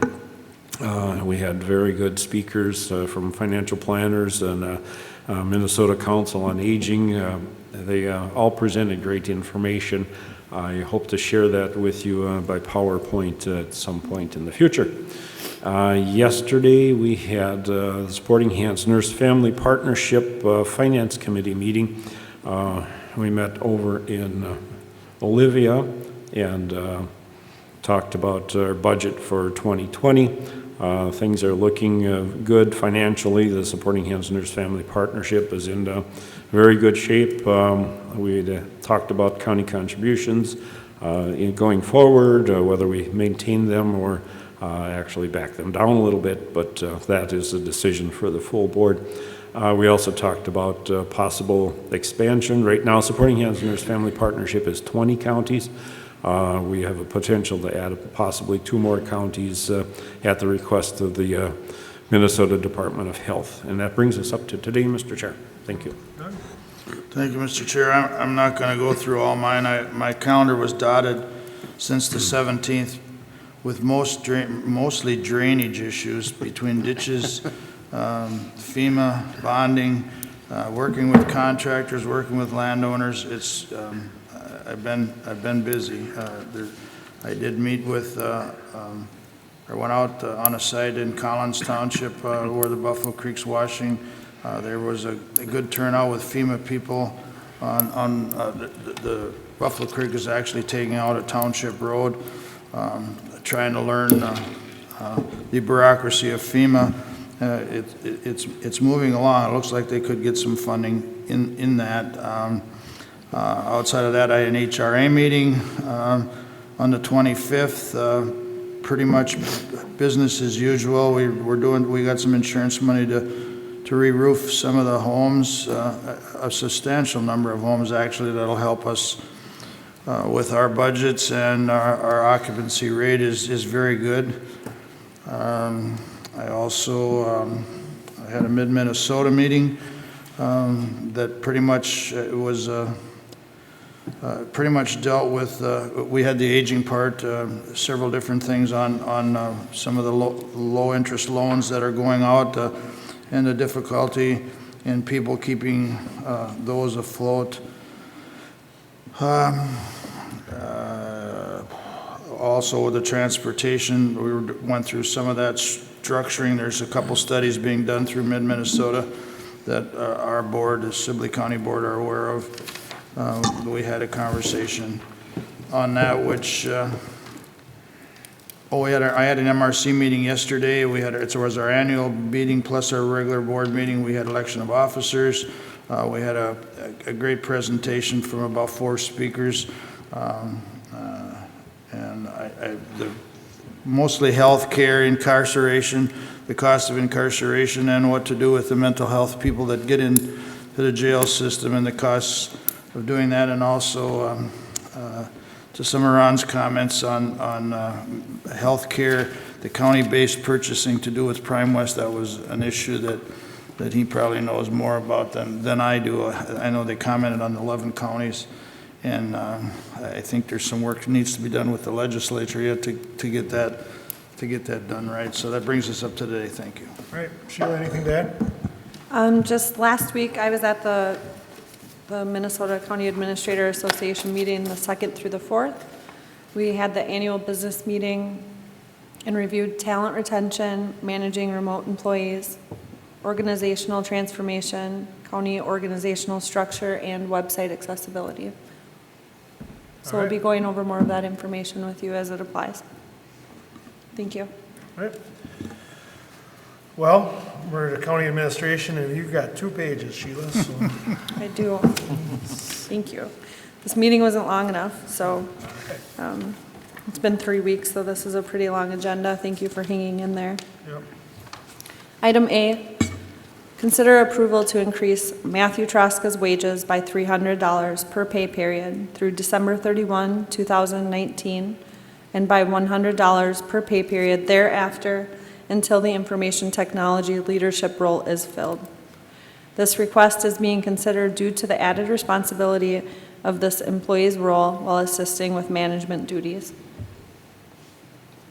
Mr. Chair? Yes. This item, I believe, was either pulled or tabled, whatever you prefer, from another meeting to get it spelled out, and I don't see anything wrong the way it is written here today, so having said that, I'd move to approve. Motion by Commissioner Kruger. Is there a second? Second. Second by Commissioner Szymanski. Any discussion? Mr. Chair.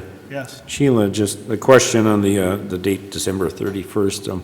Does that fall at the end of a pay period, or is it in the middle of a pay period? Which way do you think we should go? Commissioner, I do not know that for sure, but I don't schedule pay rates off of pay periods. It's quite simple to adjust for dates. Okay. So that would be why it probably is not a pay period date, but we can check. Yeah, I would recommend that we just pay it, that that date inclusive in that pay period. They'd get the $300 for that pay period. That includes December 31st. Well, it does say per pay period through that date, so we'll Okay. make sure to make the adjustment. Okay, all right, good enough. Thank you. Yes, thank Any you. further discussion? Hearing none, proceed to vote. All in favor, say aye. Aye. Opposed? Motion carries. Thank you. Item B. Mike, do I read each line item correct? No, you I can don't. just go items A through Okay. X. Yeah, That's thank great. you. Read them. You sure? I can. It's like hazing for the new administrator. Item B, consider approval of the following subcontracts for the McLeod County Government Center construction project, noting that these are all contracts under the general contract, items A through X. And these what were included in the information 2 weeks ago with Contegrity also, right? Yes, these are also listed in the board packet Yep. online, and we could provide that information by print if needed as well. Very good. And both Sheila and I have gone over the contracts. It would be now be appropriate for us to sign them. I will then review the payment and performance bonds. Then it looks like we're ready to go. Okay. Thank you. All right, is there a motion to approve? Do we need action on that? Yes. So moved, Mr. Chair. All right, I'm lost. Motion by Commissioner Kruger, second by Commissioner Wright. Pullmeyer, excuse me. Any discussion? Hearing none, we'll proceed to vote. All in favor, say aye. Aye. Opposed? Motion carries. A note with the construction project, Scott Griffin told me that the fencing will be going up today, and the last garage is being moved, or should be done being moved by now, this Okay. morning. Thank you. You're welcome. Item C, consider approval of engagement letter with the Minnesota State Auditor to perform the audit of the 2019 financial statements for a cost not to exceed $70,000 from the administration budget. So moved. Motion by Commissioner Wright. Is there a second? Second. Second by Commissioner Pullmeyer. Any discussion? Mr. Chair? Yes. Sheila, do we know what it cost us in previous years to have the state auditor perform this audit? And maybe Colleen can come forward and answer that question. Well, since the 2018 audit has just been completed, we don't have the price of that one, but it was $58,000 for 17. Okay. So I believe it'll stay under the $70,000 for the 19 audit. Okay, all right. Thank you. Mr. Chair, just as a point of information, I think we're no longer obligated to use the state auditor. We could do an RFP for an independent audit in the future. Yeah. Yes, we can do an RFP for the independent audit. Colleen and I decided that this is not the year to make a change with that. We can rely on the information provided by the Minnesota State Auditor. And in fact, if we were to go to an independent contractor to do the audit, if there is some discrepancy, the Minnesota State Auditor re-audits you, and we would pay again for what is needing review. I agree. This is not the Mr. Chair. year to change that. Yes, Doug. It is probably not the year, but I would encourage our staff to look into it. We had this conversation, I think, 2 years ago about what we wanted to do, and I thought we were actually leaning, I actually thought there was some action taken to move away from the state auditor, but I can't, I'd have to go and research that, but this is probably not the year, so I'll go along with it the way it is, but I'd sure like to look at getting away from the state auditor. I'd also like to note that we're only signing contracts to do 1 year of auditing. Normally it'd be 2 at least. Right. And you'll Chair. also notice that there's been a change in the state auditor's position. Yep. Yep. And I do want to commend our staff for making an appropriate decision there. I think it was a good choice for this year. Thank you. Any further discussion? Hearing none, proceed to vote. All in favor, say aye. Aye. Opposed? Motion carries. Thank you. Item D, consider approval of the Personnel Committee recommendation to have a part-time employee who is currently working 28 hours per week to increase hours to 40 hours per week during the time that a full-time employee is on leave. This leave has already began from September 9th through October 18th. Once a full-time employee is off leave, which is an unexpected medical leave, the part-time employee would then move back to their normal schedule of 28 hours per week. All right. I'll move to approve. Is there a second? Second. Second by Commissioner Paulmeyer. Any discussion? Mr. Chair? Yes. I don't want to prolong the discussion, but is there any provision or prohibition from telling us which department these employees are involved in? I don't know if we should do that. You don't want to get into identifiers. Okay. This All right, fits thank within you. that department's budget, and we didn't find any reason to share that information because, as you know, some of our departments are very small. So if we get into the setting precedents of sharing that information, then we risk identifying employees who are on leave. All right, thank you. You have examined staffing, though, within that department, and you and the department head agree that it's necessary? Thoroughly, yes. Mr. Chair. Yes.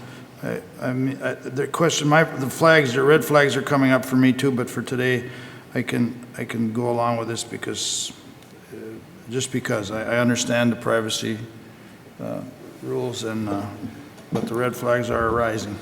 Our intention, so that you know, is to, when we update our personnel policy, is to not have these items come to the Board of Commissioners and to have them handled by the Personnel Committee to protect privacy, because there have been concerns. We have not thankfully had any issues, but with the HIPAA privacy laws and other statutes or laws that apply, we have liability with sharing that information.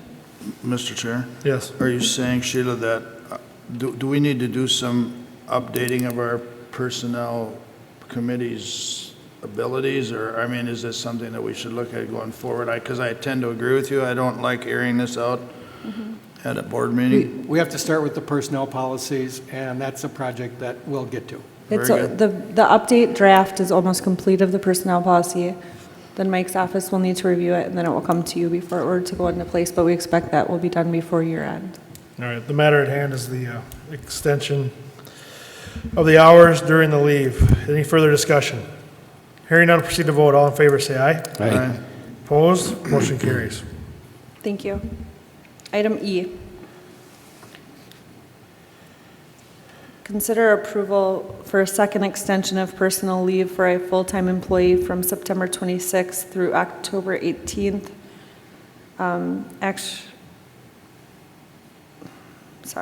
The state should have been updated to November 25th for the employee's own health issue, and that was not received in time for the board agenda. The employee was granted a 30-day personal leave from June 1 through June 30, 2019, and an extended leave from July 1 through July 31, 2019. All available leave in between that time has been exhausted for this employee, and there is no other leave available to apply. There have been vacation donations, and this is an application for the third extension. Right now, with the information that we have, I would like to look into it further if possible, and would recommend that you table this for 2 more weeks, even though there is a timing issue and a gap of that employee not having leave or pay until the next meeting. I don't see another option besides us looking into it further. Move to table. Second. Motion by Commissioner Wright, second by Commissioner Szymanski. All in favor, say aye. Aye. Opposed? Motion carries. Thank you. Item F. Consider approval of request by administration to add a full-time information technology manager position rated at a grade 210. This position was reviewed and approved by the Personnel and Evaluation Committees. This position would be posted internally and externally and would replace the Information Technology Director role. Any questions? Move to approve. Motion by Commissioner Paulmeyer, is there a second? Second. Second by Commissioner Kruger. Any discussion? Mr. Chair? Yes. Just out of management, who would this manager report to? Administrator. To the administration. All right, thank you. Thank you. Any further discussion? Hearing none, proceed to vote. All in favor, say aye. Aye. Aye. Opposed? Motion carries. Thank you. Item G, consider approval of request by administration to add a full-time Employee Relations Director position rated at a grade 230. This position was reviewed and approved by the Personnel and Evaluation Committees. This position will be posted internally and externally And this position would replace the vacant Deputy Administrator, Human Resources Director role. All right. Any questions? Mr. Chair, Yes. just out of curiosity again, what's the difference between a manager and a director in terms of authorities or responsibilities? Are you talking about this role or the one that we previously approved, the information technology? Yes. I mean, we downgraded the information technology position, and now we're to move from director to manager, and now we're, talking about the employee relations director now, so it's just... And that was a director position. Okay. As Deputy Administrator, it was a department head, and this would be a department head. The Information Technology Manager would not be a department head. They are not department heads. Okay.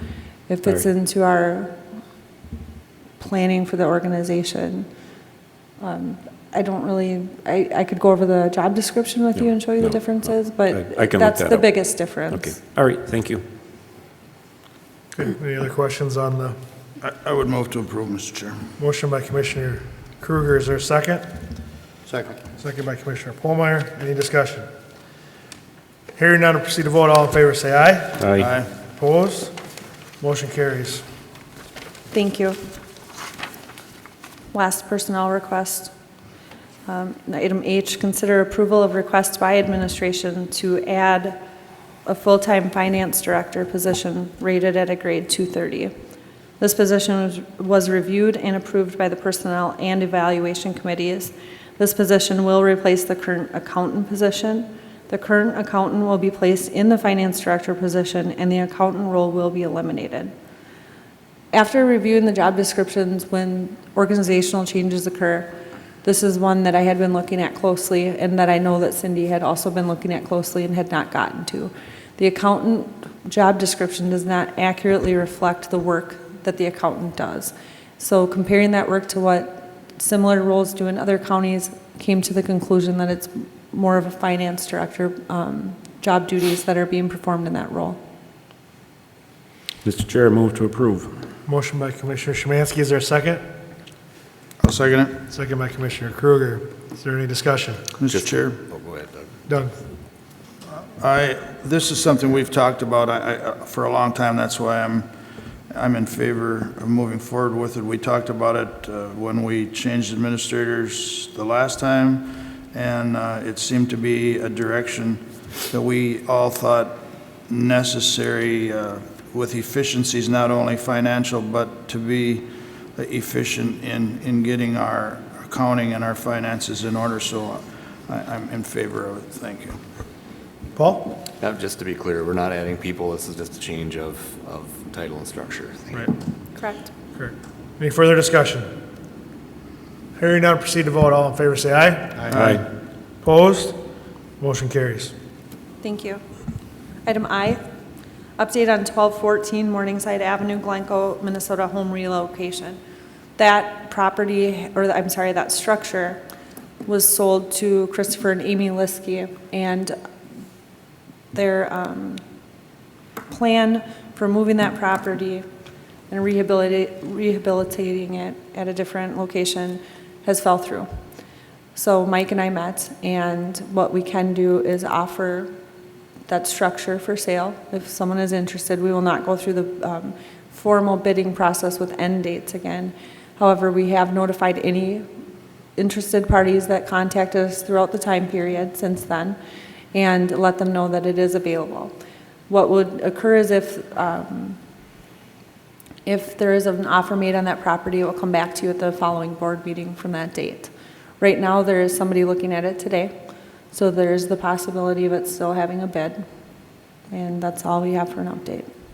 Do you have anything to add, Mike? No. Okay, thank you. Just keep us in the loop. And Mr. Chair? Yes. And I'm getting calls on it, obviously, it's in my district, but it's something that I mean, if we can get rid of them, whatever, in a legal matter, whatever we could do, we should do. This wet weather has just been raising havoc with any building that's not occupied, or so that's another thing we need to take in consideration. So if we have any interest anybody taking these homes, if they can work it out with our Administrator Young, I encourage that to happen. Commissioner, there have been dealings going on, and we've had a really quick response time showing the homes. Mike has been helping us throughout the process, and it's been going well. So I don't anticipate any issues. If there's an interested party, we should be able to proceed. Yeah, and that's what I've either moved the calls to you or to Mike, whatever works. Not to me, to her. Yep. Well, she moves them to you if there's something to be done, so that helps, but I appreciate it. Thank you. Item J, consider approval of offer to purchase the home at the structure at 1210 Morningside Avenue, Glencoe, Minnesota by R&R Excavating. In exchange for the home, the buyer will remove the foundation in its entirety, disconnect the sewer and water services at the property line, and grade the lot. This foundation removal work is valued at $4,500, but will be at no cost to McLeod County. The structure would be relocated and the foundation removed by the end of November 2019. All right. It's a heck of a deal. I move to approve. Motion by Commissioner Kruger. Is there a second? Second. Second by Commissioner Polmar. Mike, any concerns? All right. Any discussion? Hearing none, we'll proceed to vote. All in favor, say aye. Aye. Opposed? Motion carries. Thank you. Item K, consider approval to hire Do Good Biz out of St. Paul, Minnesota to print and mail a fall county newsletter to county residents for a cost of $5,008. Administration received estimates from Do Good Biz as well as standard printing and mailing out of Hutchinson, Minnesota for $6,100 and Impact Proven Solutions from Winstead for $6,725.50. The newsletter will consist of a one-page, double-sided colored document printed on 70-pound white offset paper. The mailer will be tri-folded and mailed without envelope to county residents. We also will have information in that newsletter of how the county residents can opt out from receiving future mailed copies and receive it electronically, or they can access it through our website. Okay, so we're looking for a motion to approve the cost of the mailing, correct? Yes, thank you. So moved. Motion by Commissioner Wright, second by Commissioner Szymanski. Any discussion? Hearing none, we'll proceed to vote. All in favor, say aye. Aye. Opposed? Motion carries. Thank you. Item L, notification of JD 8, McLeod Sibley Joint Drainage Board meeting at 1:00 p.m. on Monday, October 14, 2019, to be held at the McLeod County North Complex Conference Room at 2391 Hennepin Avenue North, Glencoe, Minnesota. Item M, notification of Solid Waste Advisory Committee meeting to be held at 10:30 a.m. on Wednesday, October 16, 2019, at the Environmental Services Building at 1065 5th Avenue Southeast, Hutchinson, Minnesota. Item N, notification of County Roads and Parks Tour to be held at 9:00 a.m. on Friday, October 18, 2019, beginning at the Hutchinson Area Transportation Services Building at 1400 Adams Street Southeast, Hutchinson, Minnesota. Item O, notification of McLeod County Workshop to be held on October 22, 2019, following the county board meeting at the Glencoe City Center. In item P, there is a typo. It mentions townships. This is just a meeting for cities. We had the township meeting a couple of weeks ago that we attended.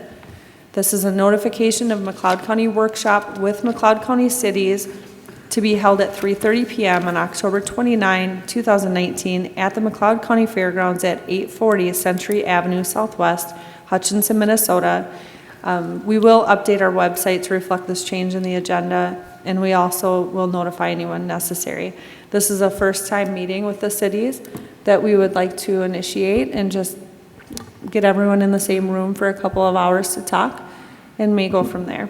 It's scheduled 3:30 to 5:30, correct? Yes, it is. Okay, so there is a hard end time on it. There is. Everyone has something going on at the end, and a lot of the cities have their meetings that evening after, so we will definitely have to end at 5:30. Okay, very good. All right, anything else? No, thank you. All right, We are, in a minute, I'll be asking for a motion to go into closed session, but I do not see anything on the agenda that would cause any action afterwards. Is there, Mike, am I correct, or Sheila correct in assuming Sheila, that? the only issue might be the land purchase at 520 Chandler. Might they take action today? We haven't received a formal offer, so no. Okay, perfect. All right, so we don't anticipate any action to be taken after the closed meeting. The press has left, but I'll, for the sake of doing it right, open forum or press relations. Hearing and seeing none, I would entertain a motion to go into closed session. Mr. Chairman, I move we go into closed session to discuss county health insurance, union contract negotiations, a potential land purchase, and review of an employee grievance. Motion by Commissioner Szymanski, is there a second? Second. Second by Commissioner Kruger. Any discussion? Hearing none, I'll proceed to vote. All in favor, say aye. Aye. Opposed? Motion carries.